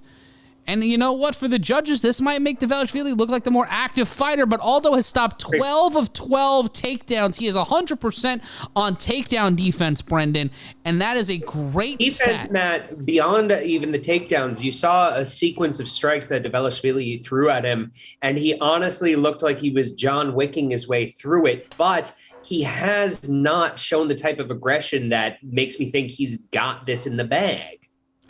Yeah, it's a rough one. It's a rough one with 1 minute exactly left to go in this fight. There's a bit of dancing here. Dvalishvili pressing him up against the fence, him being Aldo. And Aldo all gets taken down kinda. He was in the Luther Campbell position for a second. Dvalishvili trying to knee the thigh. 40 seconds left to go in the round. Aldo getting kneed in the back of the thigh, just trying to Charlie horse that thigh. 4 minutes and 29 seconds of control time for Dvalishvili. 30 seconds left to go in the round. And it looks like Aldo might be taking the L-ski here. 25 seconds now. Aldo in trouble. The all-time great getting worn down here by the Cerro Longo fighter from the country of Georgia. Just continuing to spam those knees into the hamstrings of Jose Aldo, trying to protect his hammies now is Aldo. 6 seconds left to go, trying to go for the German suplex to finish this off. Dvalishvili and Aldo will end with a brief firefight, and we'll go to the scorecards for the first time on the main card. Brendan, your face says it all. I feel like, honestly, and this is maybe a bitchy call on my part, as much as I love Jose Aldo, there were 30 some odd seconds of him just getting kneed without any intelligent defending. And while he wasn't in danger of getting knocked out, you could still fuck up your leg that way. And he was showing no effort for it. And I found the lack of output disappointing for how fucking well he was defending things leading up to those last 30 seconds when he just seemed to say, these don't really hurt me, ipso facto, fuck it. That's fair. That's a fair assessment. Taking a look in the chat here. Aldo throwing in the white towel. Aldo getting stifled too. Trigger D saying, shout out to everybody watching us here in the Northwood saying bye-bye Aldo. DeVale, I'm sleepy. The Drake curse taking effect. Trigger D saying, now watch MD go nuts in his post-fight. Tommy Ellis saying, Luke will get slept again. We're not up to that fight yet, but right now the poll's getting a little closer, Brendan. It's 52-48 in your favor. Mick _76 didn't know he was from Atlanta, Georgia. He's not. He's from the country of Georgia. Country of Georgia. Merab was actually on ATLians. He was in the Bombs Over Baghdad video. Yeah. We're getting the official score now. Let's go to Bruce Buffer. What do you call this, Matt? I got Dvalishvili.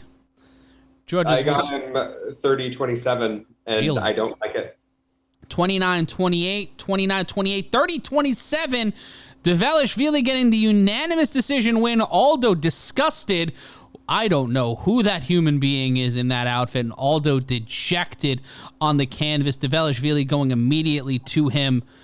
They embrace two great fighters, two great men, showing each other the ultimate sign of respect here tonight in Yes, agreed. The ultimate sign of respect. No, but it is a beautiful moment, but also I cannot help but feel a little bit defeated for both men in the regard that Merab put out such high output, but also accuracy wasn't fully there and could not get a takedown worth of shit. Aldo showed incredible takedown defense and incredible strike defense, but could not find any offense or anything in terms of pressing go in those last 30 seconds. It feels like we got both men on an off night. And I think they kind of canceled each other out, to be completely honest. I think that's a fair assessment, Matt. Honestly, it was really great takedown defense and honestly just not enough aggression. Aldo just couldn't find that extra gear that we're so used to seeing out of him to get the stoppage or to turn the fight in his favor. He was so gassed from having to stop those takedown attempts, and I think that was the thing that really cinched the fight for Dvalishvili. Him not getting the takedowns were so important, like that was so important against him, but now he's tied with Aljamain Sterling with 7 straight wins, the longest active streak in bantamweight division. Pardon me. That's a big thing for him. He's number 6 walking into tonight. He's going to jump into that top 5. He might be a top 3 challenger after all said and done. Matt, would you qualify Jose Aldo as a slow starter? No, I wouldn't say that. I think time comes for all of us, bro. I hear that, but I feel like the things that Jose Aldo does incredibly well, usually, are incredibly pinpoint strikes and a game in terms of his leg kicks that is utterly debilitating. And in his last couple fights, I feel like he hasn't done that. And when you have a ground game specialist like Merab and you're not doing that, you could have really cut off a lot of his game if you're taking out his gas tank with some body shots. You're taking out his legs with those brutal fucking kicks that he is so known for and has not shown in this fight, or did not show in the last fight I feel like I saw him in. I don't know. I'm a little confused about it. I think for me, and we're getting some interesting comments here in the chat, if Yanan faced Merab, Yanan would whoop that ass. Super Adam Cox and Raiden Throcker are saying that. Aljamain Sterling, his teammate at Sarah Longo, they're showing him on the screen. Him and Merab are teammates, but they're also in the same division. So it'll be interesting to see what happens with that. I don't know if we'll see that fight next, but I don't know if we'll ever see that fight. I don't know how Sarah Longo feel about teammates fight. Yeah. Yeah. But you see both fighters. Go ahead, Brendan. Oh, sorry. A heck of a showing from both fighters. I mean, like, I said it was an off night, but it's an off night for two people that are just utterly fucking exceptional. So, take that with the grain of salt that you will. I personally don't see Merab and Aljamain fighting as being in the same camp. That's not overly common, but no. I wouldn't mind seeing it. Yeah, and we're getting ready for our next fight. You see Paulo Costa getting ready for our co-main event. It'll be Paulo Costa going up against Luke Rockhold, the favorite fighter of one Michael the Count Bisping. That will be our co-main event tonight. Rockhold has the 9th highest significant strike rate in middleweight history, 4.91 significant strikes per minute, but it has been a while since we've seen him. The last time we actually saw him in action was in 2019 when he got knocked out by Jan Blachowicz, and a 3-year layoff for a fighter who was on a 2-fight. He's coming in on a 2-fight losing streak to Blachowicz and Yoel Romero. So he also has the shortest average fight time, the second shortest average fight time behind Thiago Santos. And 4th on the list is Paulo Costa. So both of these guys have an average fight time of under 8 minutes. 7:02 for Rockhold, 7.5 minutes for Costa. That is a dangerous game for any fighter walking in there. But for Rockhold, I know. It's an interesting thing, Matt, whenever there's a long layoff, because you can heal your injuries.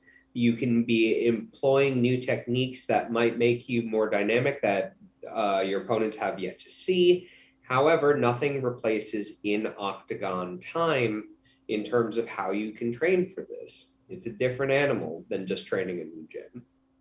Yeah, no, I know, because I've never fought in the Octagon. Yes, no, that is true. Yet. Makes authority, damn it. Yes. God well, knows. We're paid experts, but we're just paid to be funny. Listen, when we face the Gronks for who is the most dominant in the first UFC tag team match, that's not happening. It's not happening. It's going down, kids. Start tweeting at them. Let them know that their ass has written a check that their mouth. What weight is that going to take place at? At sexy weight. Uh-huh. Uh-huh. Uh-huh. No one's going to argue with it. Yeah. Yep. Mick_76. Luke is going to strangle Costa. Vega Medina. Battle of the Dill Holes, which was actually the original name of this show, Battle of the Dill Holes, but that was rejected. Title fight is underway. Costa's about to turn him into Luke Out Cold. That's a good one by Vinyls with a Z. God, there's been some good puns tonight. The Texorcist live podcast says, "Stay with the girl who brought you to the dance." Trigger D with the haha moment of the night. What if she blew the DJ? It's a fair question. We've all been there. Damn you, Tiesto. Demetrius Johnson? No, not Demetrius Johnson. I get confused sometimes. I'm Matt Ryan, joined by Brendan Sokler. On the other side of the metaphorical glass is Stephanie Sotilli, asleep, thank God, is Olive the Fat Baby. Sleeping on the other side of the glass. And Paulo Costa, the man with one of the prettiest faces in the violent arts, is stepping into the octagon next. And the stereotype of the pretty fighter. Yeah, no, let's talk about it. Yeah, like we have two very pretty men in the co-main event. You know, I exited ice hockey with all my teeth. And with that, there was a sentiment that I was very good at it. which is not true. However, I do think at this level of MMA, if you can keep your face together, you might be pretty okay at it. Yeah, and they're interviewing Luke Rockhold in the video package for this. If you're not watching along on pay-per-view, if you do want to watch along, click the link in the description below. Unless you're watching on Facebook, it's in the description above or to the right-hand side. In front of a roaring fire. Like, Luke Rockhold was being interviewed in front of a roaring fire, which is the douchiest thing I think you can get for a fighter interview. Like, let us know in the chat, guys, what do you think is the douchiest thing? Like, you know what, Steph, this is the new poll question. Is anyone getting interviewed in front of a fireplace a douchebag? That is the question on the poll. Simple yes or no. Reynolds would like to talk. Well, I was going to now. The results of our first poll, which is gone now. I believe it ended up being 50-50. No, I texted you the results. Oh, nope, I've got it. The final results, Olive the Cutest Puppy winning by a 2% margin, 51-48. 51-48. If we get the fight at Madison, if we get a chance to get to the fight on Madison Square Garden, Brendan is having a fit, but if we go to Madison Square Garden, it will be Olive the Fat Baby getting the press credential, but not Brendan. Brendan is dejected, but it's okay. Because to go to the Barclays Center. What the shit? It's at the well, yeah. If it's the Barclays Center, then yeah, you get to go. But taking a look at the poll right now, 79-21 in favor of douche. So I think I got it right here. Yeah. Also, if you've not seen Borachina Depot on Twitter, one of the best accounts on Twitter. It followed the BJ Penn campaign and some of the other falderall in MMA. If you love shitposting, Borachina Depot is the place to be. Did BJ win? Did he make it? No, he finished like fourth, I think. Third or fourth.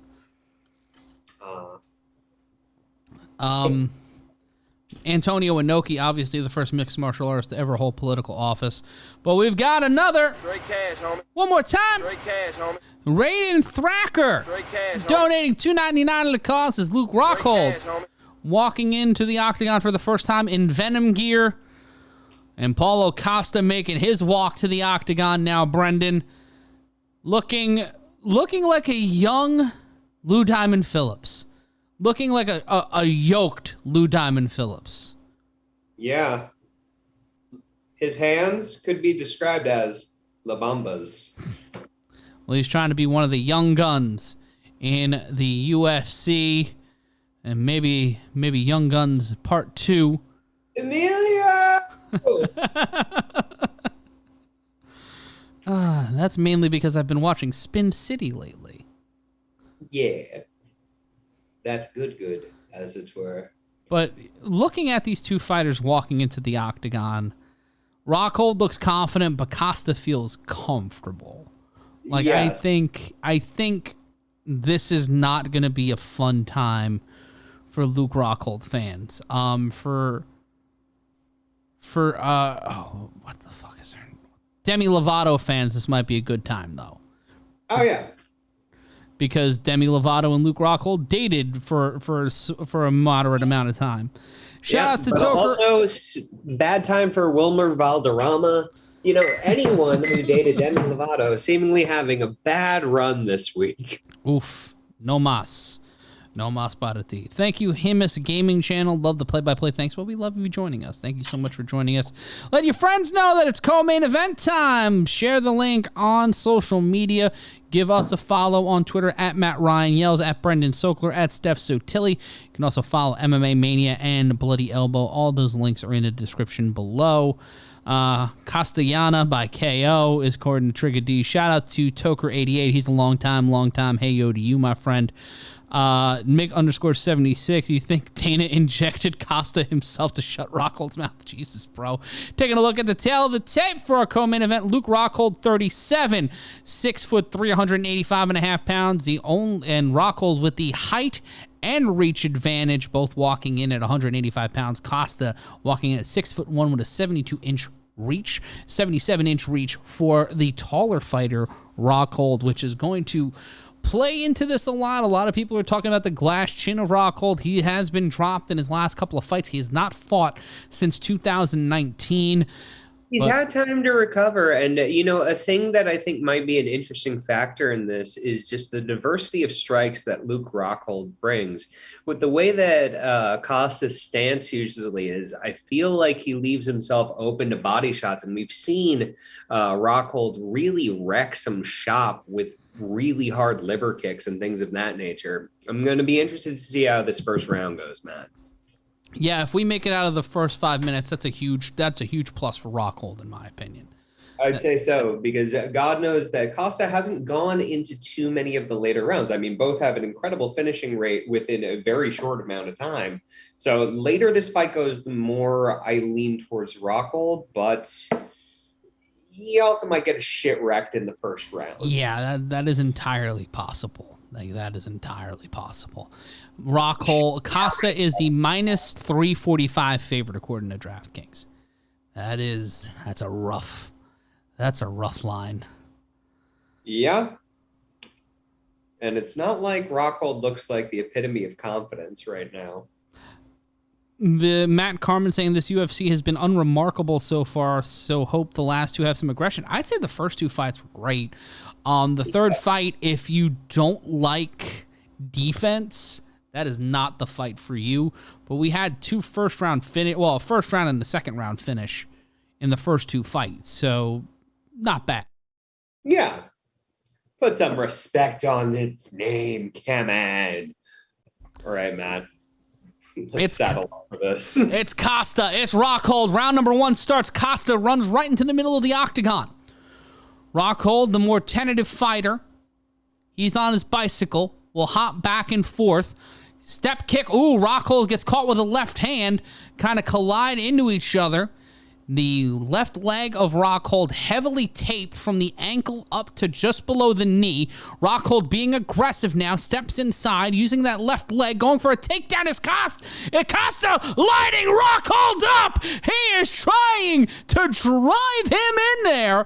Solid shots with the right hand. Rockhold will stop it and press up against the fence, but he is on his bicycle. He is against the fence. Costa trying to just get in closer and closer. He smells metaphorical blood. He's got toast. He's trying to get some raspberry jam from Rockhold. Lands a high kick and then a left-right combination to the ribs. Rockhold in trouble. Right hand. He leans with it. Almost gets rocked by it. Pressed up against the fence now. Solid shots by Costa. Costa with the takedown. Single leg takedown now. Costa trying to crawl up the body of Rockhold, keeping him away. The former champion pressing the knee into the solar plexus, and a swift kick away from hitting Costa in the beans. 3:36 left to go in round number 1 of 3 in the UFC middleweight division. Rockhold captured in what is called the only position in Utah. The thing that I'm noticing, Matt, is just how much bigger Costa looks. Like, he seems like a Yoel Romero for this division in terms of just the massive size differential. 3:11 left to go in the round. Rockhold holding on to Costa for dear life. Costa on top with 3:04 left to go in round number 1. Arm underneath the throat of Rockhold. Rockhold keeping his right arm splayed, but his neck is pressed up against the fence. Trying to get out of the way of what seems to be the stronger fighter. Costa imposing his will. Trying to get back up is Rockhold. Rockhold almost giving up his back and now posturing up in top position. Rockhold finding a way out of it, but dragged back by Costa. Rockhold going for the choke. Costa finding a way out of it. Still in top position. Now trying to get into side control is Costa. Costa lands a right hand to the jaw of Rockhold. Rockhold on his back, holding him closely and tightly. This is more reminiscent of the Yoko Ono, John Lennon, Rolling Stone album cover. punches to the thighs by Costa, just punching the left thigh, with the right hand. Costa just driving that right hand into the thigh socket. And now climbing up the body of Rockhold is Costa. Both men looking tired. Costa and Rockhold finds a way out of it, gets back standing, and immediately goes back to the grapple. Little bit of raspberry jam and a right hand by Rockhold. Minute 43 left to go. Both men standing in the center of the octagon. 99 seconds left to go in the round. Costa might have gotten a little gassed off that, Matt. That's a really high level of output and level of control that he had to exert over Rockhold. Yeah, no, he looks a little tired here. He is counting down the seconds. 41-7, though. Costa to Rockhold in terms of strikes. So over 5 times the output. And Rockhold going for stiff body kicks. Costa saying, you can't hurt me. I got these abs, which is hurtful. Spinning back kick by Rockhold lands. Costa kind of jumps back. Might have got caught with it a little bit. Rockhold now breathing from the mouth. Right hand, and there's some blood in the nose. Yeah, and it looks like Rockhold's nose is bleeding.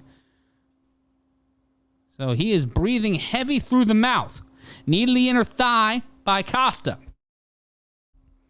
And now, trying to slow down the fight is Rockhold. 39 seconds. Hard to tell which man is more tired right now, Matt. I mean, visually, the broken nose or busted open nose of Rockhold would make you think, but honestly, Costa looks a bit gassed after that high output from the beginning of the round. Yeah, 23 seconds left to go in the round here. That's Brendan Sokler. I'm Matt Ryan. This is UFC 278. 15 seconds left to go in round 1. Knee to the body by Costa, met right by a left-right combination from Rockhold. Rockhold lasting longer than I think many people saw him going, but both men looking a little tired. 5 seconds left to go. Knee to the body and a right hand by Rockhold, and we will go to round number 2. In Salt Lake City, Brendan, and Rockhold immediately hands on the knees. He is getting directed to his corner. Rockhold, hands on his head. He's looking worse for wear, Matt. I feel like he just had the adrenaline dump the moment that bell hit. Yeah. Rockhold also might be the Damian Priest of MMA, and that every time I see him, I'm just like, this guy. And then every time he fights, I'm like, I can't help but like you when you are this good at what you do.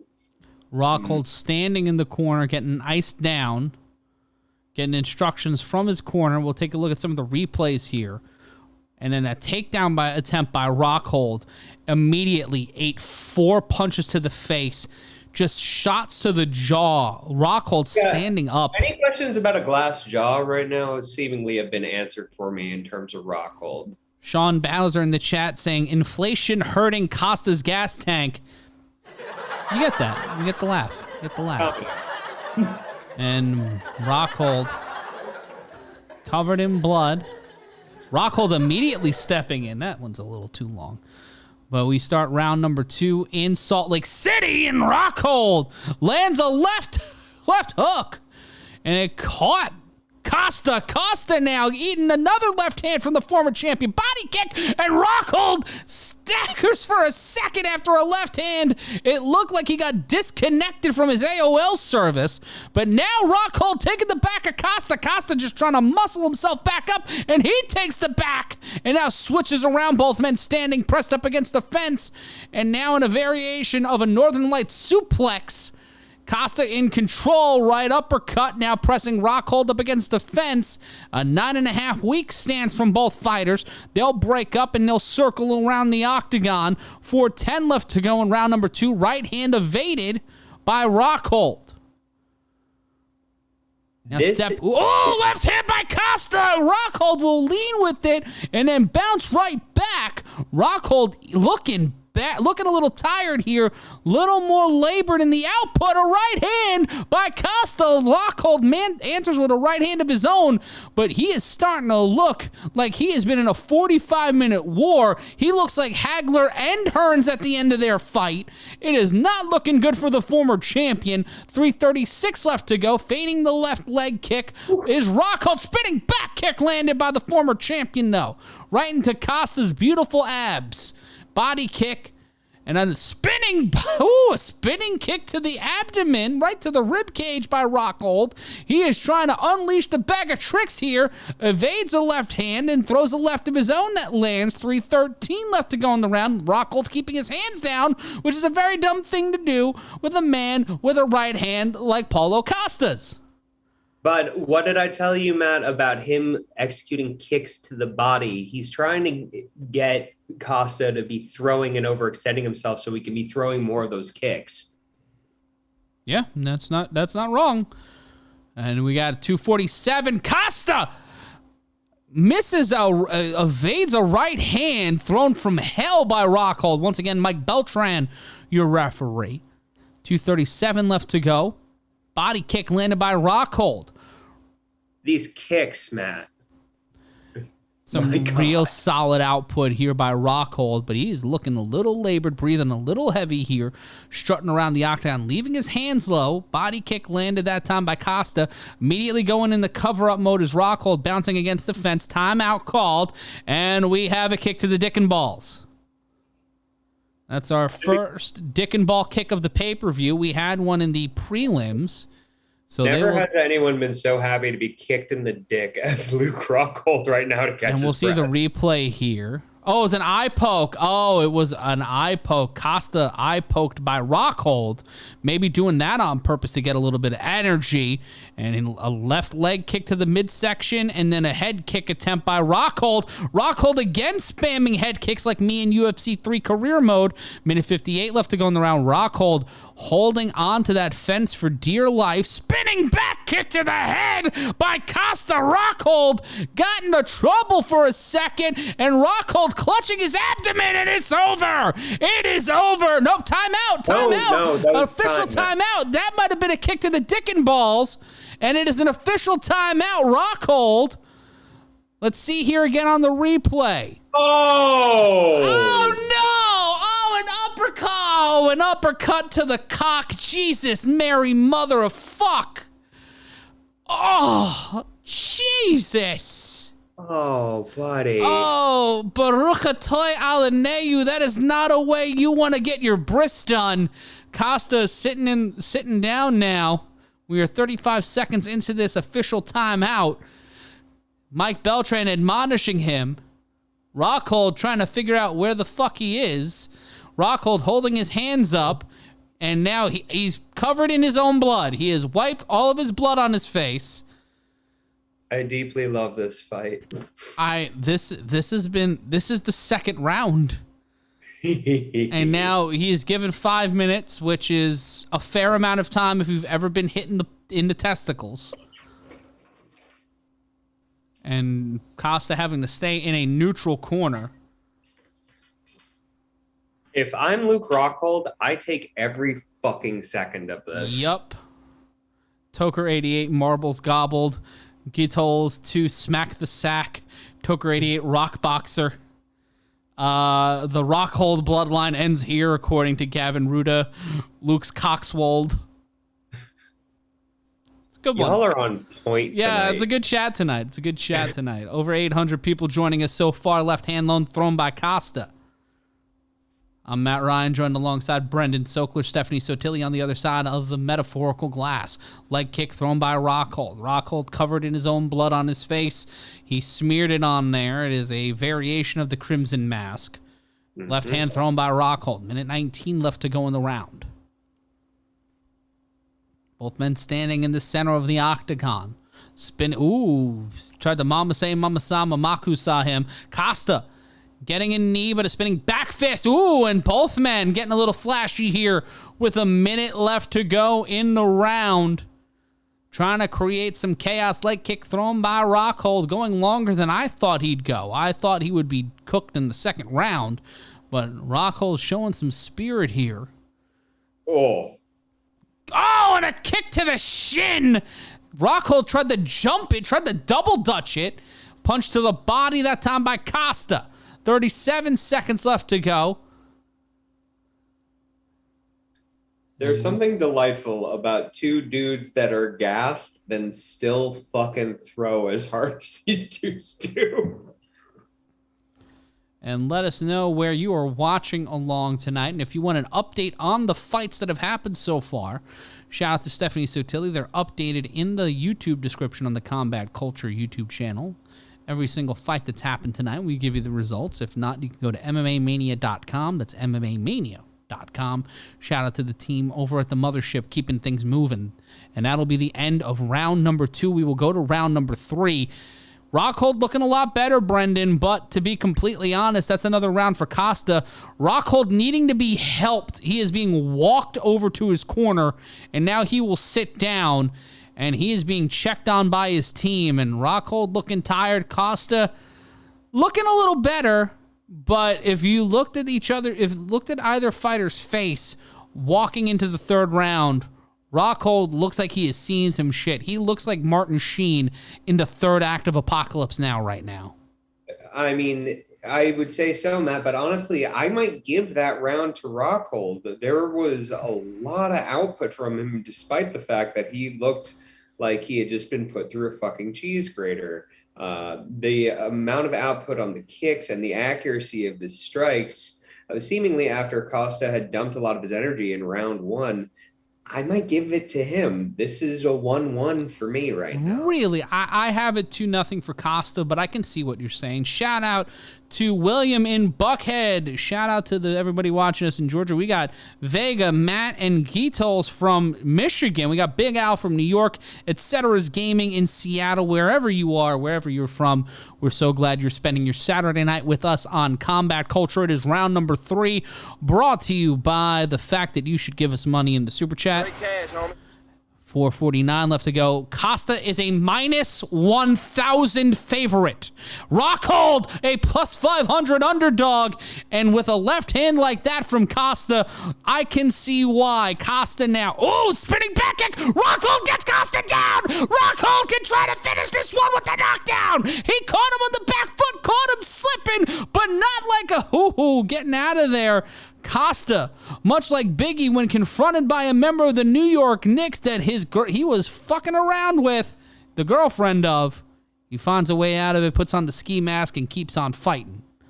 I just had a brief moment of what was Patrick Ewing doing, but anyway. Shout out to Stephen Kelleher. Straight cash, homie. Stephen Kelleher throwing down $5 in the Straight chat. cash, homie. And Paulo Costa's got a story to tell here with 3:58 left to go.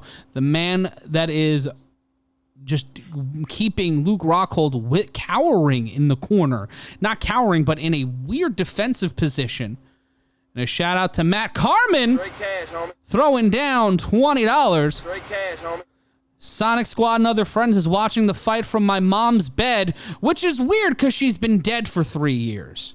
So, are you sleeping with ashes, my G? Because it looks like Luke Rockhold is about to see his Uncle Charles, y'all. Left hand by Rockhold, and he makes me look like a jerk-off, sending Costa back a few feet. This is reminding me of Garcia versus Korean Zombie, but make it middleweight. Yeah, I can see that. I can see that. Rockhold pressed up against the fence. The man won't die. Left hand thrown by Rockhold. 3:05 left to go. Costa keeping his hands back, wanting to get punched by the former champion. Rockhold throws a left hand. Costa now spinning back kick after a left to the body.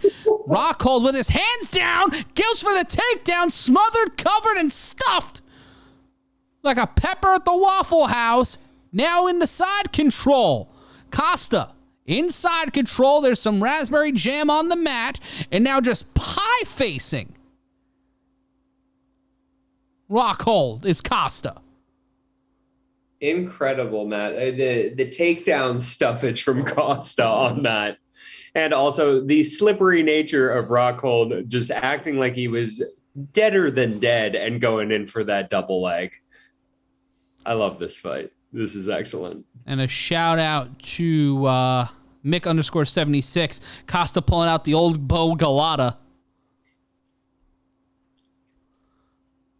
You've seen that fight, right? You've seen Bo Galata, right? I believe so. Oh, you gotta watch that fight. Yeah. Minute 53 left to go in the round. And Costa, nothing really happening here. Rockhold on his back. It looks Just his smothering. face is turning into Hans Mollman in real time. Oh no. And now taking the back is Costa. Costa trying to slip in the RNC. He's backpacked him, trying to baby Bjorn, the former world champion.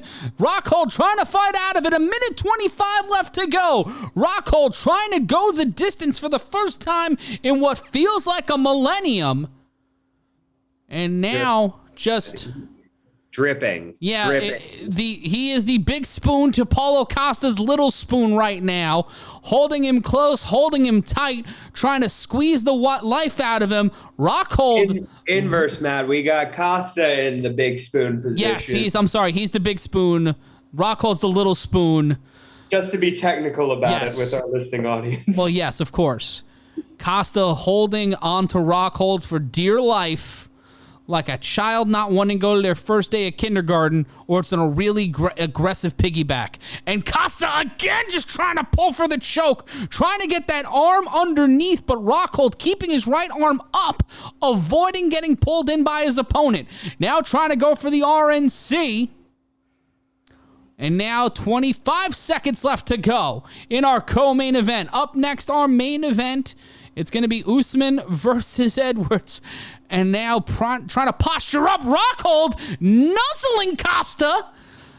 Just driving his face into the face of Costa's in his neck. He was fucking nuzzling him.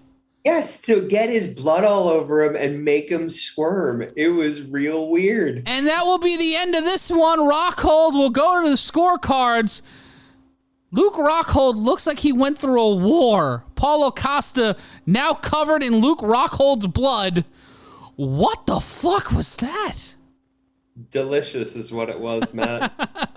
Honestly, what a fight. What a fight. What a night so far. Costa will be winning that one, I think, 30-27 across the board. I would say so, Matt, but honestly, anyone who said Luke Rockhold was done after the layoff, I would like to have a word with you, because he did. He gave some effort, but he got Cook City All-Stars for most of the fight. I don't know about that, Matt. I really do think that second round had some really high and accurate output. The stamina was there. If we had questions about the glass jaw, he took a lot of Costa's best shots. And even when he was repeatedly having to catch his breath after getting his shit wrecked, really defended intelligently against a very strong set of attempts at an RNC, and even had top control enough to give him some nuzzling, a little bit of blood in the eye, as we're seeing in the slow-mo. Fucking gross is Luke Rockhold, and I'm here for it. I think he may have licked Paulo Costa at that last moment. We don't kink shame here, but no. Is anything mandated by an athletic commission a kink? I think it makes it an extra kink, man. Oh, good God, what a fight. That was a fun fight. Taking a look at the chat here. Chris Griffin, thanks, man, for making my night. Thank you for being here. We really appreciate you being here. Choker88 saying, get him, Luke. Just taking a look at some of these here. Amir 1B saying, he's done, dude. Matt Carmen saying, taking shots don't score points. But let's get the official scorecard here. All three judges score the contest 30-27 for Paulo Costa, and Luke Rockhold will walk away, and he'll give a sign of respect. He'll dap up Paulo Costa, and Costa getting some of that Monster energy drink money. What a night for him and disheveled Lieutenant Joe Rogan, who looks like he's about to star in a remake of the Bad Lieutenant. Making his way to the Octagon to interview him. What a fight, though, Brendan. A solid night from Paulo Costa. Deserves the 30-27 win, in my opinion. I would agree with that, Matt. Like, I could have given the second round to Rockhold, as I've said, but honestly, a fantastic performance by Paulo Costa, and like showing definitely not a flash in the fucking pan. Like, homie's got it. Yeah, no, Costa's got the proclivity to be the real deal.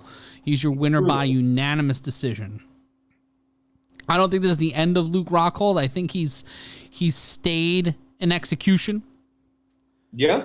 For a decent amount of time, But I mean, talk about fighting spirit, though. Like, really showed the fuck up for a banger against an incredibly game opponent in Paulo Costa. Who do you put Costa up against next? I don't know. I say you go someone top 5.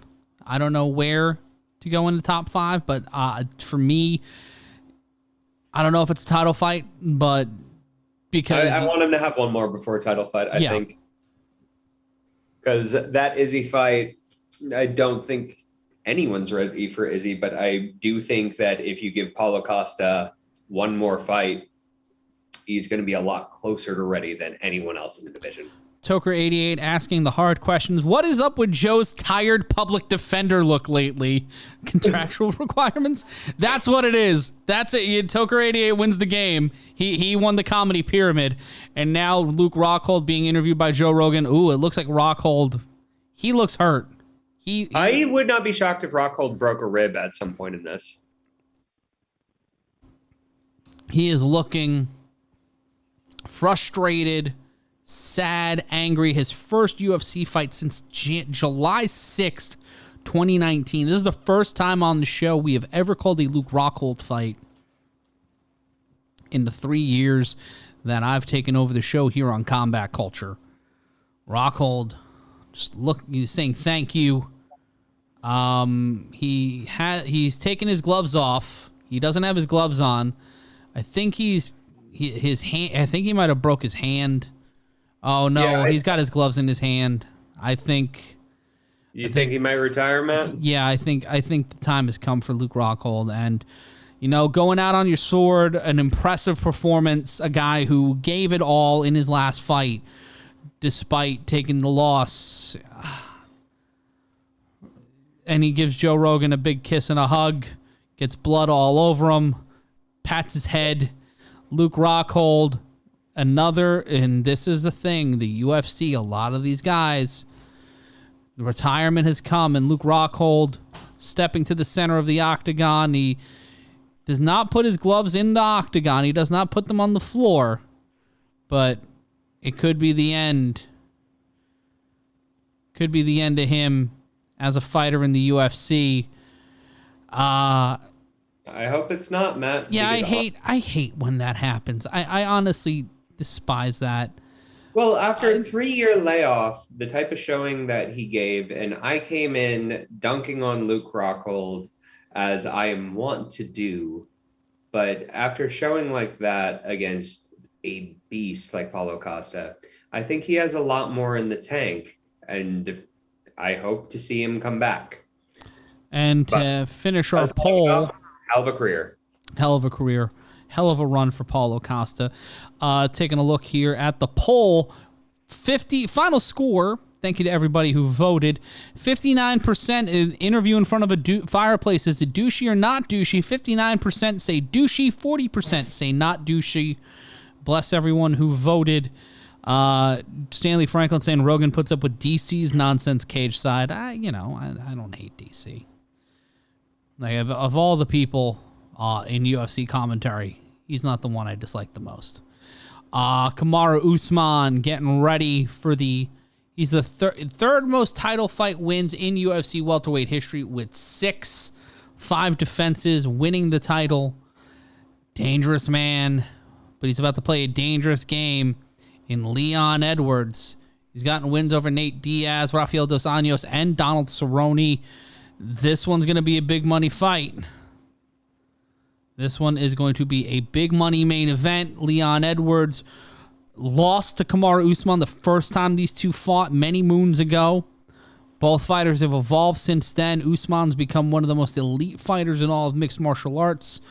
What will happen when they step into the octagon a second time? Let us know your predictions in the chat. I know some people were rooting for Leon Edwards. So a lot of people were saying Usman was going to become Snoozman. So who do you think will walk out with the title in our main event here tonight? Brendan, what is your take as we head into the final fight of the night? I think it's really hard to vote against Usman. I think Leon Edwards got rocked in the last seconds of his Diaz fight, which has a lot of people wonder where he's at. Wins over RDA and Donald Cerrone, where they were in their career and the weight class, does make it somewhat questionable as big wins. I think he has improved vastly since that first Usman fight, but do you know who else has? Usman. Yeah. So I really can't see Edwards necessarily finding a hole in the armor, as we've not seen anyone find a hole in the armor. So my thoughts are, I got Usman if I'm putting my money on stuff, but I think it will be a hell of a fight. Yeah, no, I think it's going to be one hell of a fight. And let us know your thoughts in the chat. Clay Sharandowski saying Edwards in the second round win RNC. Esworty Qwerty, Usman or body bag. The texter is saying Usman will knock out Edwards in round 2. The number 2 ranked welterweight going up against the top welterweight. Matt Carmen asking about Rockhold. Was he smoking an old style pipe when being interviewed at the fireplace like Dick Cavett? No, he was not in his Dick Cavett bag, which is something that should be a common thing. I think we should do more Dick Cavett style programming. I think more Dick Cavett references, and from earlier in my evening, more Casey Kasem references. And we get ready for the main event here tonight. Be sure to rate, review, and subscribe to us here on Combat Culture. I'm Matt Ryan, joined by Brendan Sokler. On the other side of the metaphorical glass is Stephanie Sotilli. And we're getting ready for the co-main event, the main event tonight. And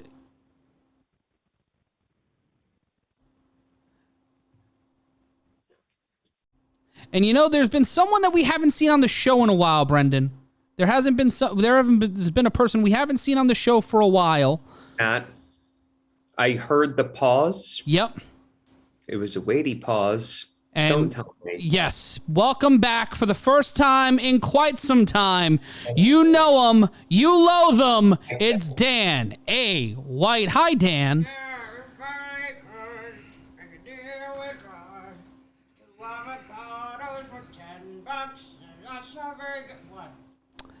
So Dan, Is that not the song? no, that's not the song.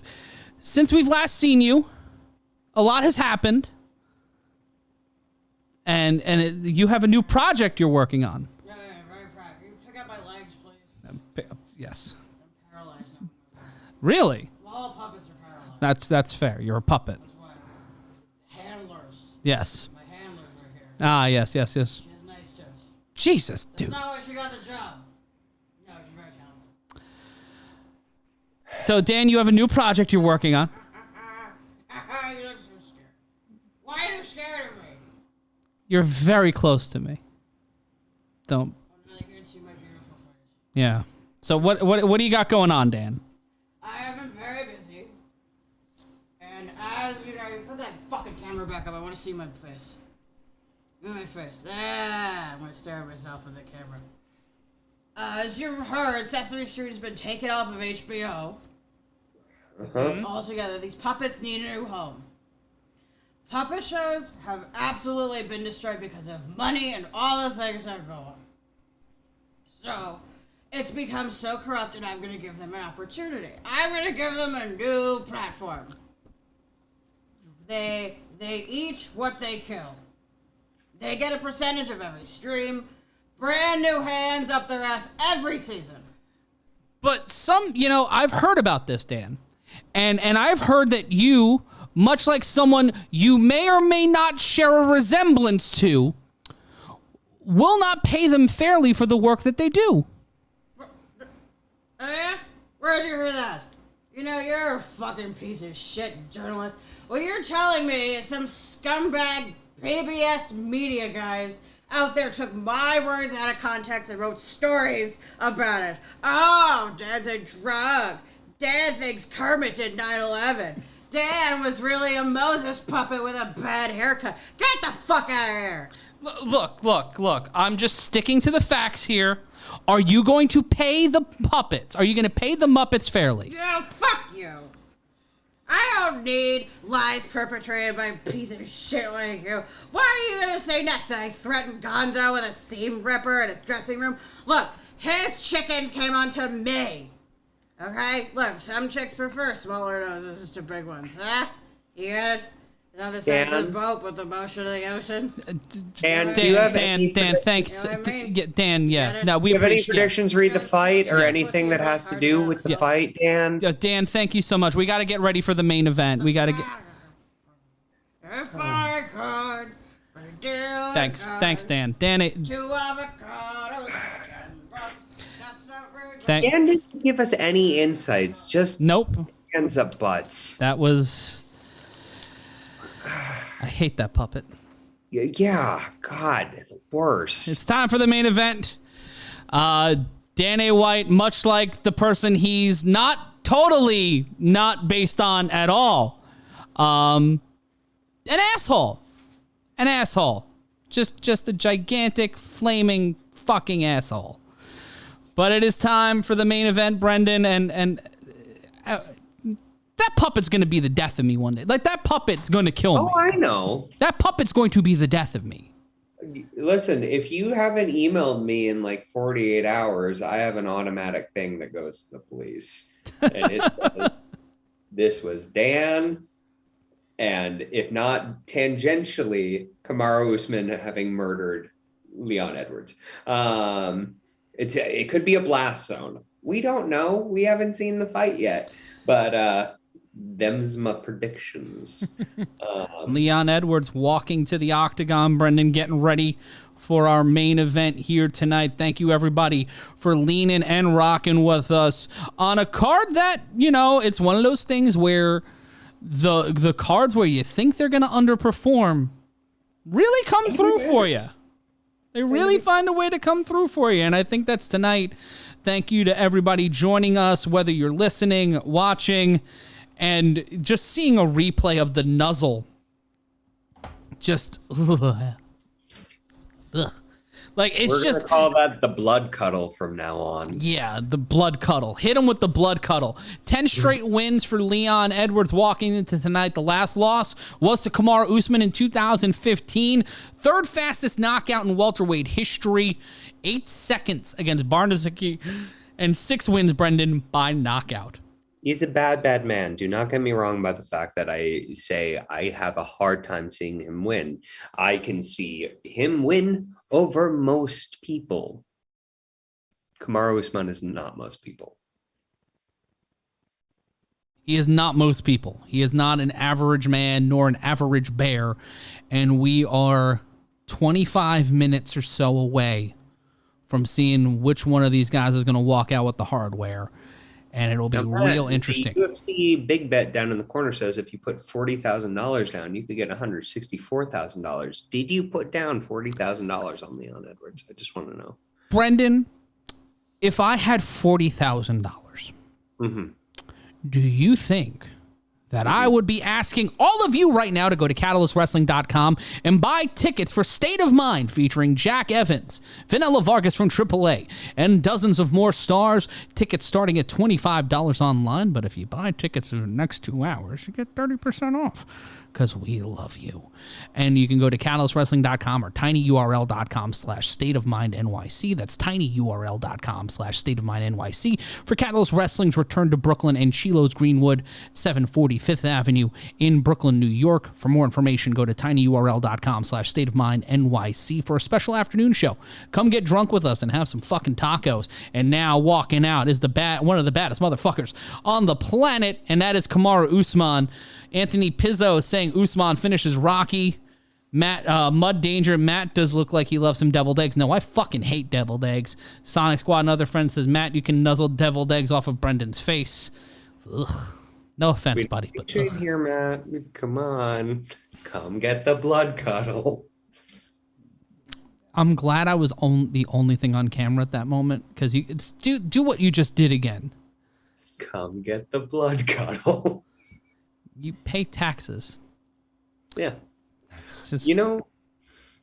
You know, Matt, listen, I think also State of Mind is going to be a fantastic show, but unfortunately, I've been voted off as the ring announcer by 2%, and Olive the Fat Baby will be taking over my duties. For I that feel show. like Olive as the ring announcer would be the cutest thing in the history of professional wrestling.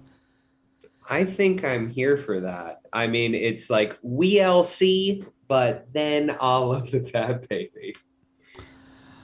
And you can find more information about Catalyst Wrestling at catalystwrestling.com or subscribe to us on YouTube. New episodes of Catalyst Wrestling Television drop this Thursday. Currently up there, the Infinite TIM against Kid Bandit, which is one hell of a professional wrestling match. Anger. You can buy the whole show for $10 too at catalystwrestling.com. And we see Kamaru Usman making his way to the Octagon ski for our main event. Mm-hmm.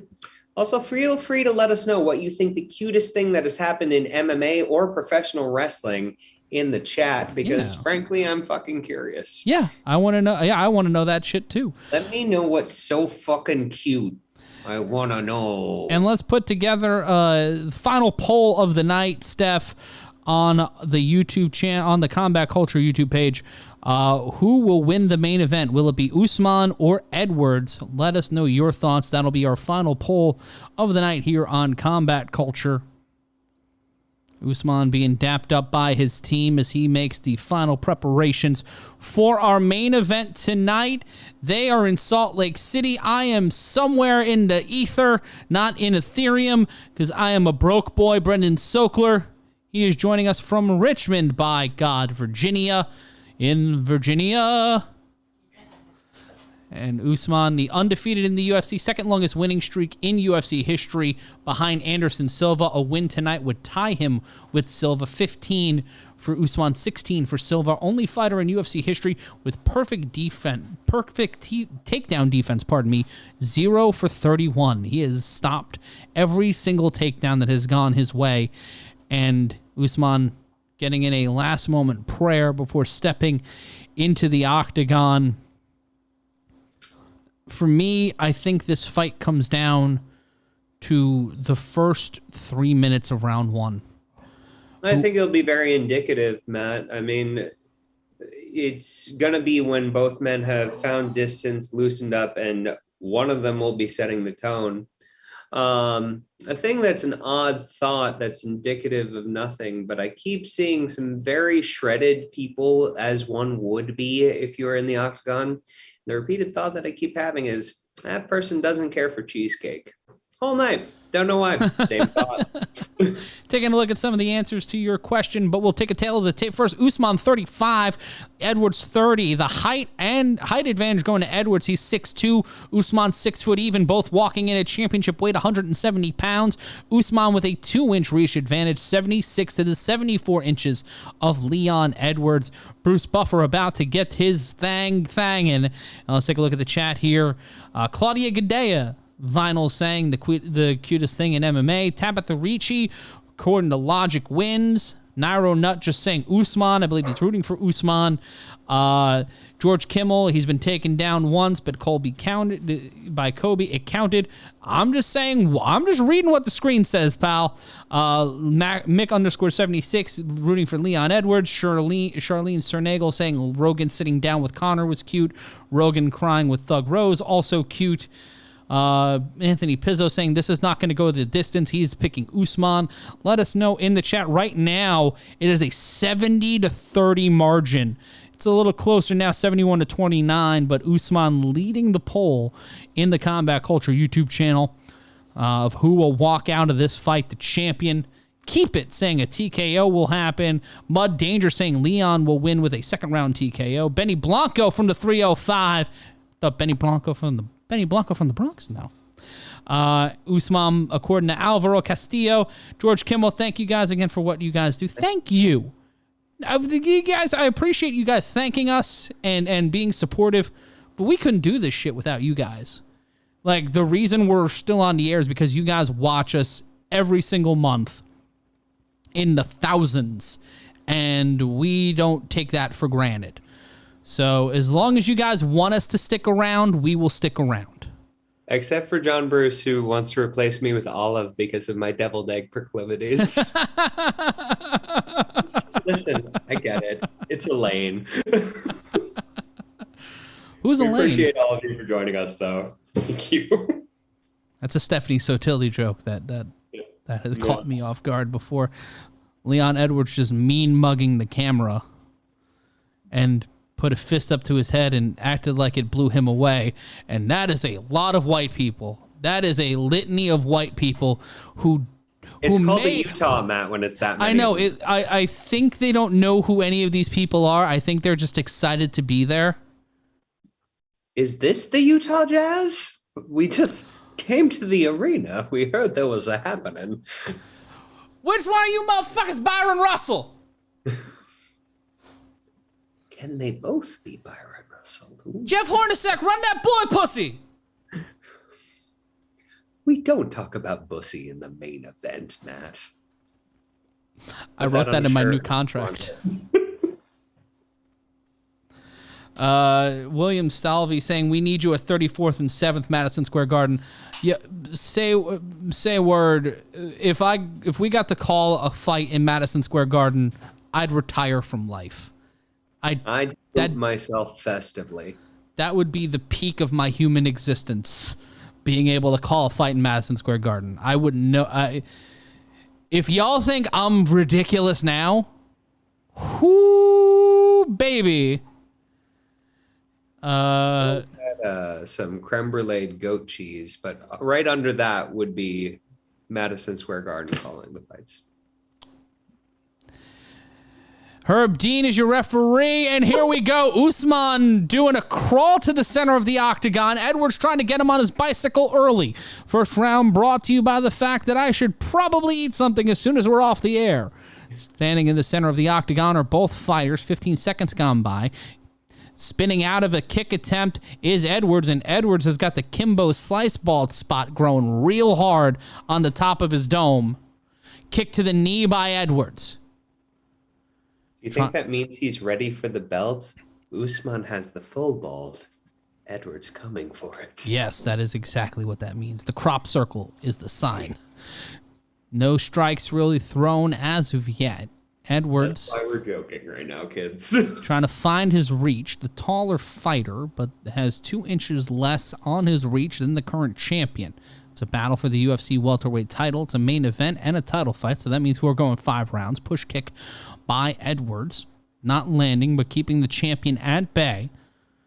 Edwards is going to have to get inside to get a shot at stopping the champion. Usman putting the pressure on. Leading with his left hand. Edwards leading with his right. Kick by Edwards does not land. 3:45 left to go in round number 1. Leg kick, that time by the champion. Steps inside trying to go for a takedown. The former NCAA wrestler trying to stifle the British fighter.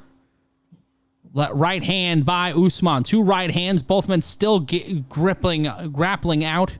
Standing in the center of the octagon. Edwards stifling Usman so far. Usman slips out of attempt by Edwards. And now Edwards is on his back. Now they're in the only position allowed in the state of Utah. And Usman looking to go to work again. Right hands by the champion. Now trying to pivot into side control. Now trying to rotate around the Luther Campbell position into a belly to back with Edwards pressed up against the fence. Knee to the thigh by the champion. Another knee to the thigh by the champion. Just trying to spam those knees, trying to Charlie horse the knee and the hamstring of Leon Edwards. Now kicking the back of the calf of Leon Edwards. Another knee to the thigh. Edwards trying to elbow the wrist and forearm of Usman. Trying to get rid of that grip. Amateur wrestlers know how to grip that he has, Matt. Like, this is not where you want to be if you're Leon Edwards. You want to be playing a strike game. You want to be having some distance. Usman, you want to turn around in a position like this because he is going to keep hammering away. Usman hammer the thighs, and Edwards does turn around. Now that's knee on knee contact or knee on the shin bone, which is a lot harder and could cause a lot more trouble. And Edwards takes down Usman. It looks like he almost trapped Usman's leg. Looked like that could have gone really bad for Usman. First fighter to ever take. Yeah, in 16 fights, the first fighter to ever take Kamaru Usman down officially is Leon Edwards. And now Edwards sat on top of Usman. Usman trying to posture up and pivot off the hip. Left hands from Edwards. Edwards using his hands here. Not used to seeing Usman on his back and now trying to pivot out of it. May have to give up his back to Edwards to try to get away to back standing up. Usman playing defense here, not the role we're used from the champion.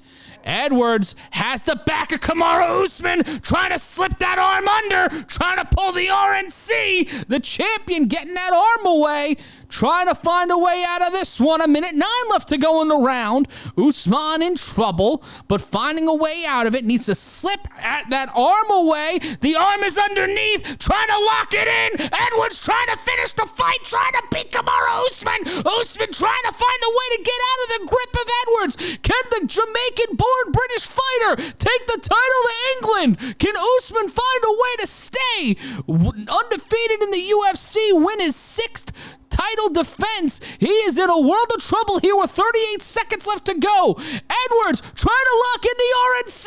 Usman struggling out of it again. The pressure of the championship weighing heavily on Kamaru Usman, much like the arms and torso of Leon Edwards. And now Herb Dean checking in.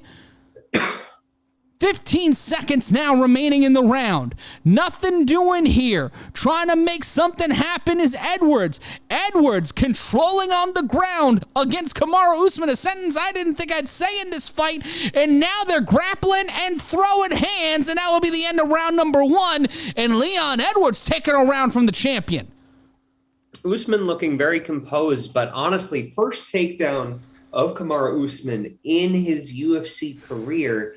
And also, I want to say the body scissors that Leon Edwards had on Usman, it can take a lot out of your gas tank. And for both men, like the type of squeeze that you have to do with non-primary muscles, your hamstrings are not as strong as your quads doing that, but it does cut off the air. And it will be very interesting to see who looks the more gassed at the beginning of this next round, Matt.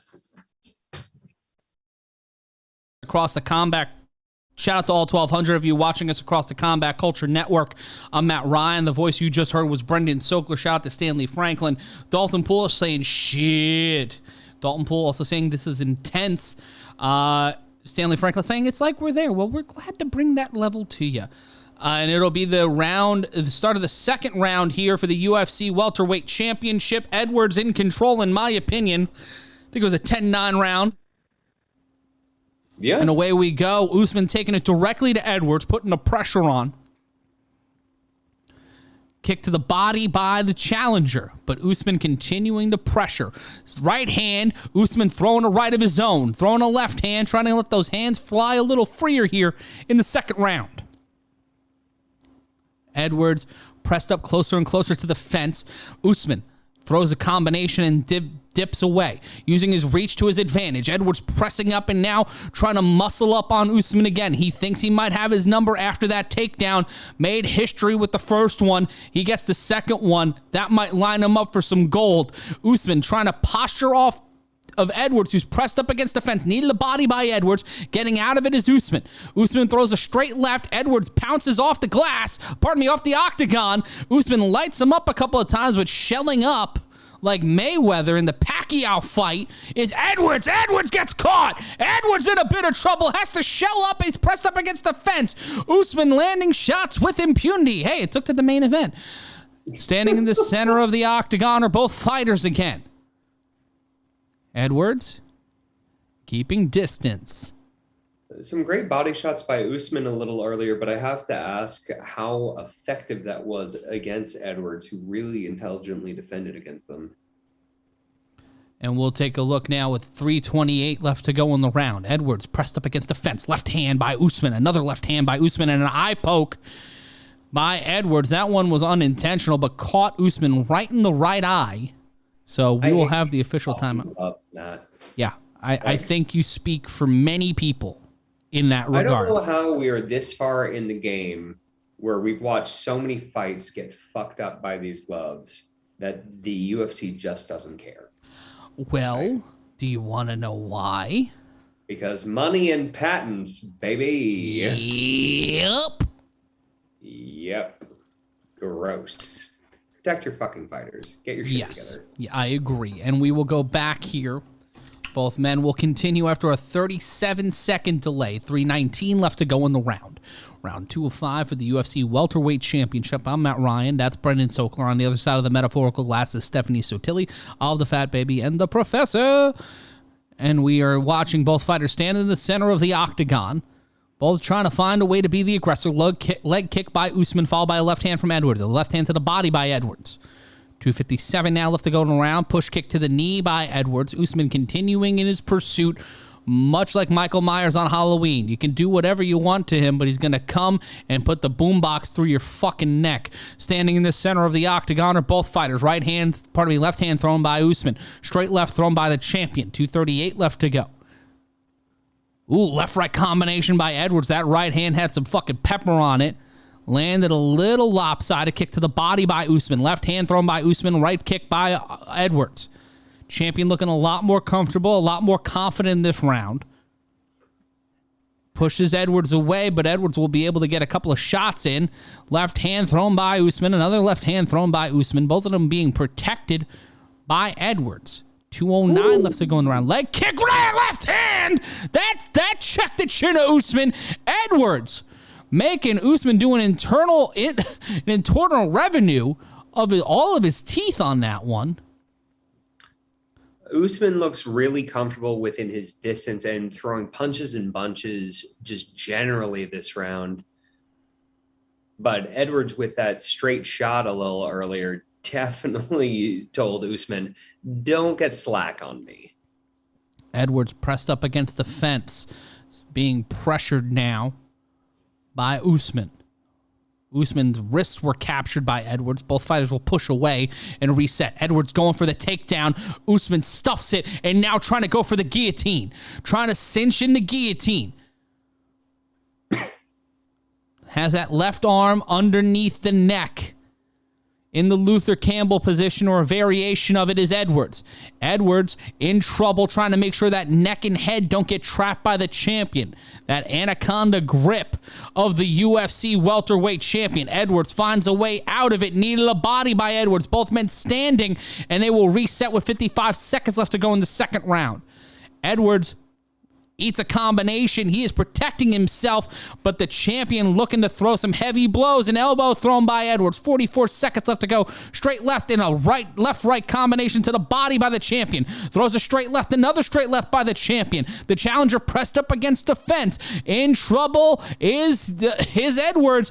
29-17 in significant strikes for Usman in this round so far, and there he gets the takedown on Edwards. 25 seconds left to go in the round. Forearm shot and just driving that elbow into the face of the challenger. 18 seconds left to go in the round. Usman in control, trying to drop those elbows, trying to get some blood, trying to bloody up the cheekbone. 10 seconds now left to go in the round. Left punches to the rib cage. Another elbow with the right elbow by Usman. 5 seconds left to go in the round. Usman on top in what would be considered an illegal position in the state of Utah, and that will be the end of round number 2. We even this one up. Usman gets a little nasty on the way back to the corner, and it will be 1-1 in my opinion. 10-9, 10-9, and we are getting into the interesting part of this fight. The deeper the water goes, Brendan, how bad is that for Leon Edwards? I think fairly bad, Matt. I mean, honestly, this looked a lot more like a typical Usman round. You had Edwards showing some incredible offense still, even within this round, that I do give to Usman. That straight that he hit, the fact that we have the takedown in the first round, like Edwards is not out of this, but Usman looks comfy and he is firing off. He certainly does, and I think that that's going to be a problem for Leon Edwards. The deeper this fight goes, the deeper we see all of Usman's skill set, because he got some takedowns in the round. He was outstriking him 27-19 at last count. And we will begin round number 3. Both fighters will step into the octagon, no dap. Well, a quick little dap, and they will keep fighting. 4:53 left to go in the round. Edwards leading with his left hand, same with Usman. Usman in black shorts. Edwards in the red booty shorts. The skin-tight Johns, as they would say in Philadelphia. 437, Edwards controlling the center. Usman trailing around. Head kick blocked by Usman. Would have caught him more in the pectoral and armpit region, but still going high on that kick. 425 left to go. Edwards being pushed away from the center by Usman. 4:16 now left to go. Leg kick to the thigh by Edwards. Usman steps in with the left hand. Edwards replies with one of his own. Pitter-pat shot by Edwards. The left hand to the body by the challenger. Defending champion throws a left of his own. Minute gone by, round number 3 of 5 for the UFC Welterweight Championship. Usman trying to go for the takedown. Presses Edwards up against the fence. Trying to drive him down, and he does. Scoops him up and drops him on his ass. And now pressing up against the body of Edwards is Usman. The legs of Edwards were plied. 3 of 7 on the takedowns, 43% by Usman so far. Edwards gets back up to a upright, gets back on both feet.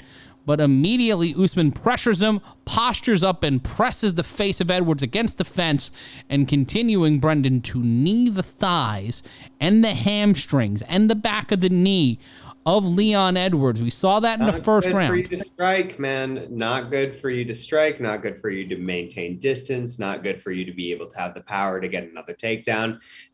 Or even on punches where you need to drive through your hips and drive from your feet to land those shots. And just a reverse waist, it's a simple reverse waist lock that Usman has. It is a thing where, like, this is an energy sapping move that eventually pays dividends in terms of how much it stifles offense. It's very smart by Usman. Edwards finds a way out of it, but Usman continuing to chase him on his tail as if he was Buford T. Justice and Edwards had a Coors van driving right behind him.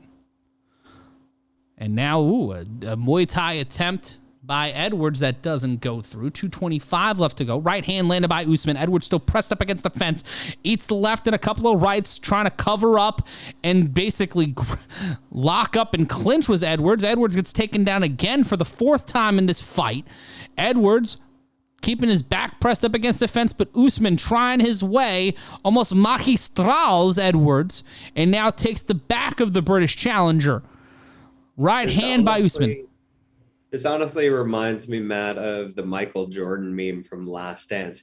He took me down, and I took that personally. Stanley Franklin Straight cash, homie. donating $5 to the cause. Straight cash, homie. Thank you again, Stanley Franklin, for donating to the Super Chat. And if you like what we've been doing so far, donate in the thing below. Just drop a buck or two in there. It goes to help pay the bills, keep the lights on around here, and make sure that we get paid for what we're doing. Right hands landed by Usman to the jaw of Leon Edwards, and now just on the back, continuing to ride him in a variation of side control. Edwards having to drag Usman's body across the canvas, across the octagon, 1:15 in the 3rd round. Before we go to championship rounds here, Edwards looking like he is being dragged into deep water, and he did not get taught how to swim or to scuba. He does not know Scuba Steve, and he is kind of fucked here. 57 seconds left to go in the round. Edwards pressed up against the corner of one of the corners of the octagon. Edwards does not look like he wants to be here, man. And but we do. We want to be here. So please we do. Like, comment, and subscribe. Usman trying to go for what looks like a guillotine choke. Just trying to go for that submission. Try to end this fight here. Usman now, Edwards on his ass, literally in a sitting position. Usman just landing shots, trying to pull that guillotine, just trying to tenderize Edwards just enough to get him into the guillotine. And 13 seconds left to go in the round. Edwards looking the worse for wear here as we head into championship rounds. Edwards gets back up, and then we'll eat a couple of shots, and we will go to the 4th round. Just Usman walking through the ref just to shit talk. Like, My God, man. And the strategy of leaning into that guillotine at the end of the round so that Edwards can't actually get a rest. He's trying to recover just anything after that. Hard shots, hard riding of him, and hard blocking of like very tough submission attempts. I do not favor Leon Edwards going this round. I do not either, but we've got some people who gave us some. Straight cash, homie. Straight cash, homie. Shout out to Adam Rushkowski for donating $5 to the cause. Straight cash, homie. Thank you, Adam. Dalton Poole donating 99 cents to the cause. Straight cash, homie. Straight cash, homie. And then Jeff Butler donating $5 to the cause. Straight cash, homie. Straight cash, homie. Thank you guys so much for donating to the super chat and being sure that we can get a sandwich. This is always important. Or more deviled eggs. Chuck Taylor Saldivar wants us to shout out Jenna. I don't know who Jenna is, but Jenna, I hope you're well. Adam Rushkowski saying, thank you for the commentary. Toker88 saying the end is nigh, and we are in the championship rounds now, the fourth round. 8 seconds gone by. I'm Matt Ryan, joined by Brendan Sokler. Leg kick landed by Edwards. Both fighters standing in the center of the octagon. And Bren, it has been an interesting night so far. 20 seconds gone by in the fourth round of this fight. But it certainly has, Matt. I mean, like... Ooh, Edwards whiffing heavy on an overhand left. Usman piecing him up just a little bit. Kick to the thigh. And then followed by Edwards, but with a left hand by Usman.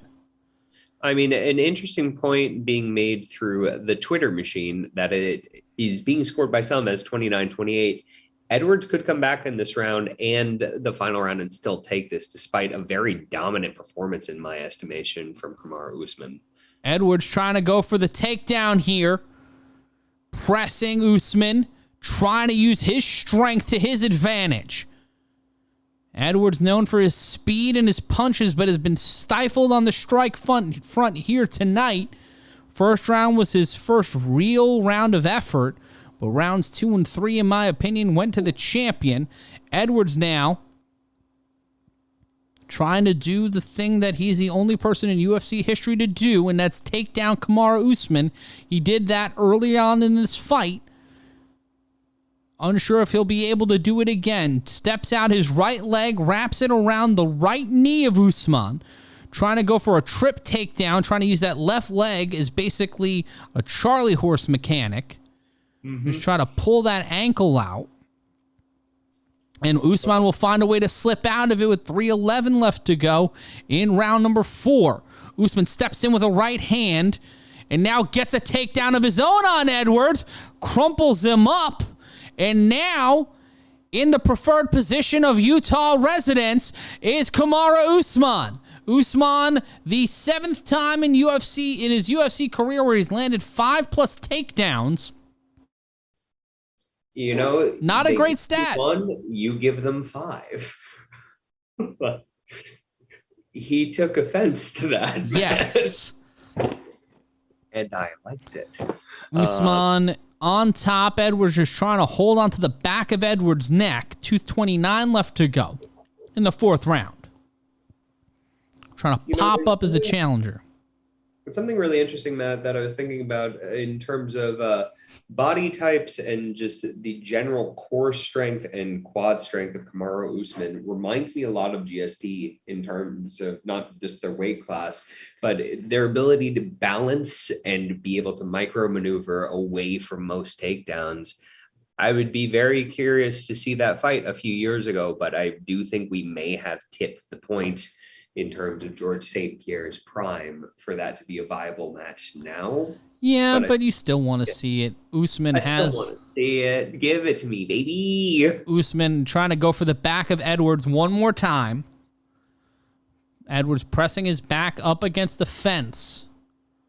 Trying to do whatever he can to not give the champion a position. 5:01 in ground control so far in this fight for Kamaru Usman through 3 3/4 rounds. Under 90 seconds left to go in the 4th round. Both men standing, and Usman again in that reverse waistlock position, driving his knees into the thighs and the back of the knee and into the hamstrings of Leon Edwards. I really don't think Edwards is going to be sitting much tomorrow. No. He will not be. 55 seconds now. On pause for a week. Yep. Another takedown by Kamaru. Usman with the 6th takedown in the fight. Quick scramble. But when you're facing an NCAA All-American, scrambles don't help. And we've got a punch to the dick and balls. Got a punch to the dick and balls. Edwards caught Usman. Usman checking on him. Oh, no, they're doing a reset. They're resetting. Let's see what happened here. Oh, he grabbed the fence and something. I'm trying to discern what that was. It was a blatant back into the position now for Edwards and Usman. Oh, he used the fence to get. Edwards used the fence to get out. Yeah, an illegal use of the fence. Yeah, damn fence. Not a dick and balls. Yeah, they should bring back the Yama pit. That's what I'm thinking. If you've never seen Yama pit fighting before, it's on YouTube. It's worth a look. It's also worth a look. These punches from Usman. 8 seconds. We're about to go to the 5th round here, but Usman trying to close the show, landing shots with impunity, and we will go to the 5th and final with it, my opinion, being 3-1 in favor of the champion. Edwards immediately just looking dejected at the end of the round. Yeah, I mean, holy shit, Matt. It's one thing to see a normal Kamaru Usman performance where he wrecks shop, but to see him offended, it's scary. Yeah. Shout out to the over 1,500 human beings joining us in the chat, and if you want to give us some Straight cash, homie. Straight cash, homie. you can donate to the super chat below. And shout out to Spiderweb Marketing. You can use the fence with your legs, but not with your hands. You can't use your toes. You can't, or your fingers. You can't use any appendage to grip the cage. You can't use that, and you can't like kind of climb up it. But you can press off. You can bounce off. You can use your feet. But once you start getting into toes and fingers, and LAE saying they're 1501, well, thank you. Whether you're number 1, 1501, or any point in between, we're so grateful you're joining us here tonight for our main event.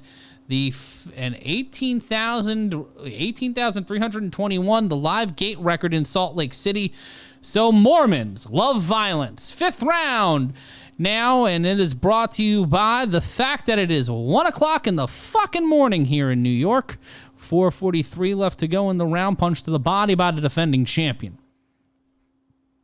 How did it get to be 1 in the morning when all those fights went so quickly? They know what their video packages. The answer is always video packages.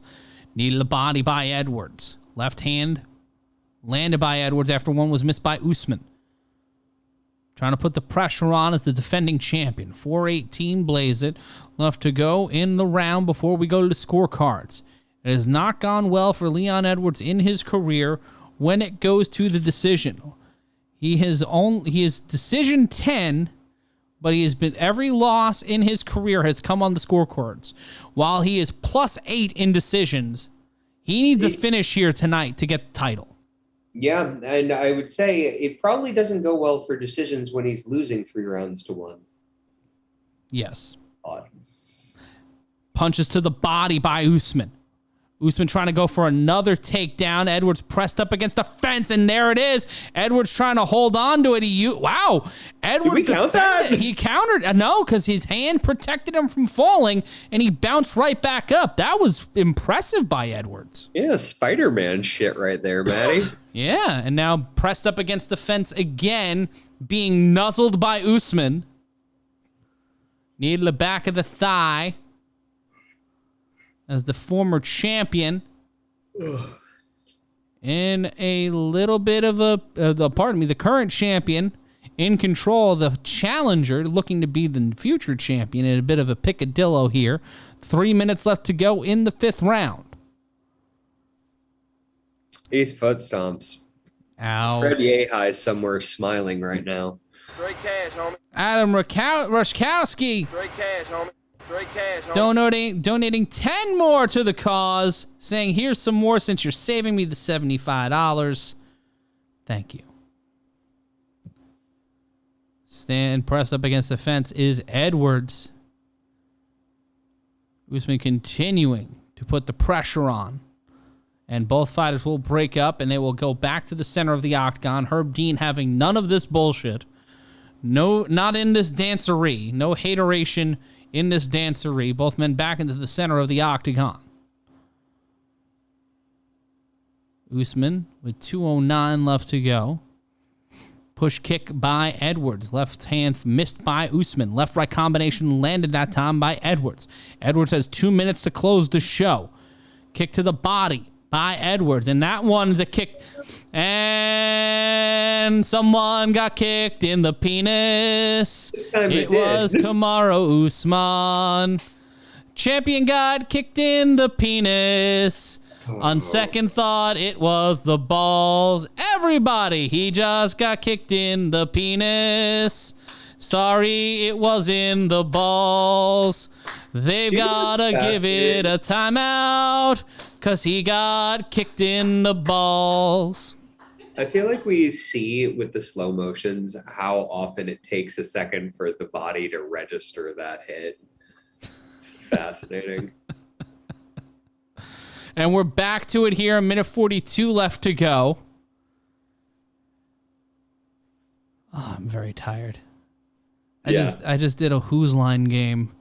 90 seconds left to go in the round, in the fight. Usman trying to finish this one off here. Edwards needs to do something to either steal a round and make it closer or knock him the fuck out. There's Output, baby. There's two. It's a Robert Frost problem. There's two roads diverge in the wood. One of them is theft. The other. Oh my God! Leon Edwards has just knocked the fuck out of Kamaru Usman. He closed the show and knocked out the champion. Leon Edwards has stolen the title and made history.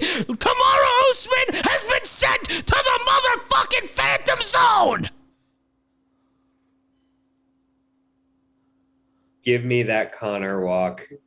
You deserve it. You Holy shit. That's resolved. That's MMA. That is why this sport is so fucking good.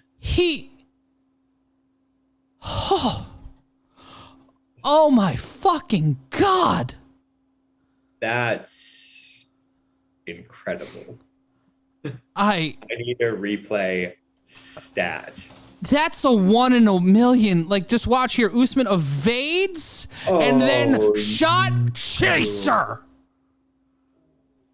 Caught him with that head kick right in the jaw.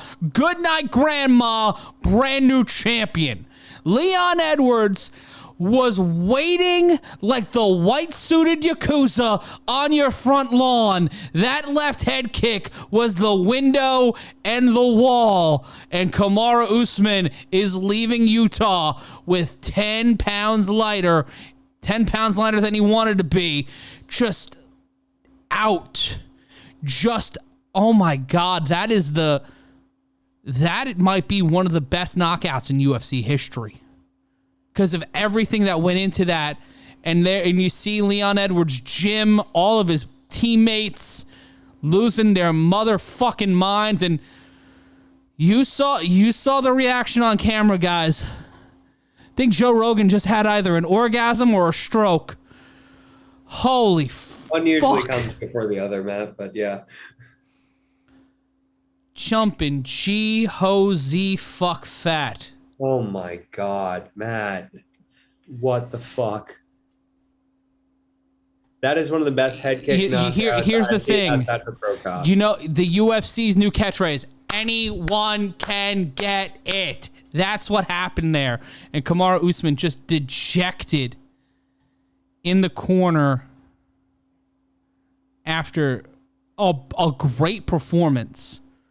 He pitched. Everyone loses. For almost 20 minutes, he played shutout baseball. But just that one, you throw 75 great pitches, that 76 is going to be the one that gets jacked to the stands.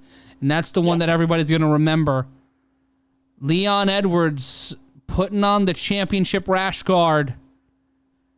Kamaru Usman devastated. And you know what? And you know what? If Jorge Masvidal or Colby Covington want to talk shit, then they got to step to Leon Edwards first.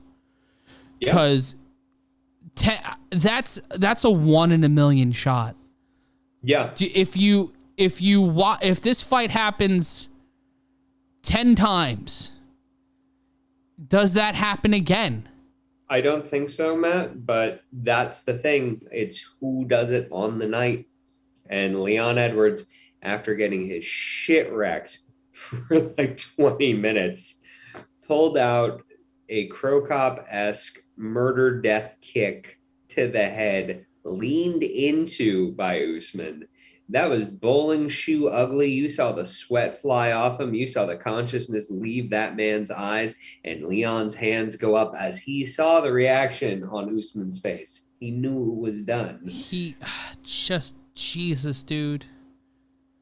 You got to run it back, in my opinion. Yeah, no, that automatic rematch. Like, there's no way you don't do a rematch after this. Usman is not walking to the corner for the official decision. Leon Edwards, Usman will walk, and he will be the official decision. It's a TKO, 404 in round number 5. 56 seconds left. Knockout victory. 56 seconds. Yep. Was all that need. 56 seconds. He just needed his chin to hold for 56 seconds, and he would have kept the belt. I don't even think that's a matter of chin, Matt, because that shit got him in the neck, behind the ear, and along the jawline. The 3 points that could utterly wreck your shit, and he got all of them. That is taking the equilibrium, that is taking the soul of Kamaru Usman with one fell swoop that I don't think he can do again. But for tonight, Leon Edwards is champion. Straight cash, homie. Shout out to Jeffrey Burton, Straight cash, homie. donating $1.99 on the cost. Thank you, Charlene, saying you guys were amazing tonight. Thank you so much. You guys are fucking amazing. Sean Flawless saying this is why it's the best sport in the world. Toker88, this is why we love this sport. If you're a fan of sports, a fan of combat sports, this is what you live for. Yeah, this was a beautiful thing, Matty. You don't live for the unanimous decisions. You don't live for the 90-second knockouts. You live for the moments that take you by the hand and show you the boundless humanity that is combat sports. Yeah. Because within that 5 seconds, a career was made, a legacy was tarnished, a rivalry was created, a destiny was manifested, and a guy who was held back by this system now stands at the top of the mountain, and now we have more of a reason to see these guys fight for a third time. Yeah. 4 seconds. Trilogy fight. 4 seconds changed two men's futures and completely rearranged what we think of the welterweight division. We see the head kick again. It's just cracks him in the chin and then just collapses. He imploded like the fucking kingdom. Yeah, honestly, I've been waiting for the slow-mo. Yeah, Leon threw a fake there, and it was so fucking fast.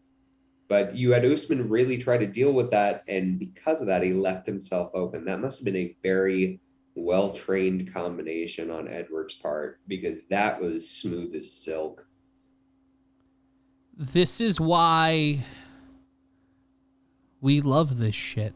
And September 10th is the next time you will see us here on Combat Culture. I will have a beard again. Brendan will actually be in the studio for the first time in a long time, but it'll be good to have Brendan back in the studio. We'll have Steph, the professor, the fat baby. The whole team will be in the same room at the same time for the first time in a long time. Brendan, you may want to move your camera because you're breaking a law.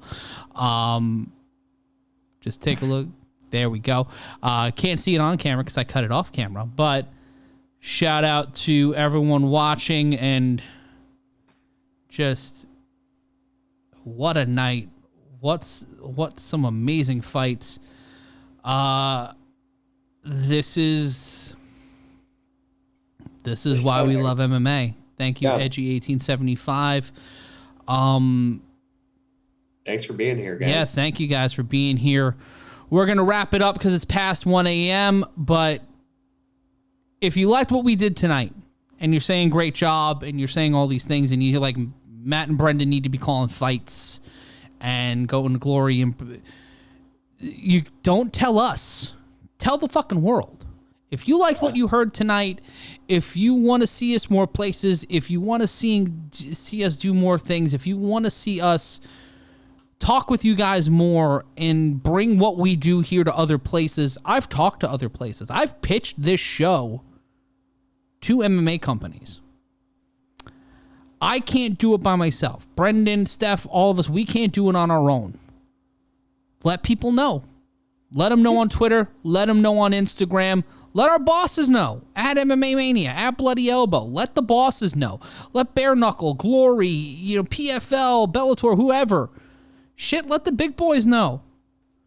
Because if that Gronkcast ate a dick, fucking we're right here. Yeah, and I'm still down for the tag team cage match, which Matt has been asking for all night. But on that note, for all of us here at Combat Culture, for all of us here at Bloody Elbow and MMA Mania, Brendan, I love this shit, and I appreciate you. Steph, I love doing this shit, love working with you, appreciate you. Olive, you're a fat baby. Olive, don't take my job. Until September 10th, we will see you then. But for now, we say so long, and please, don't be an asshole. We love you. Be well.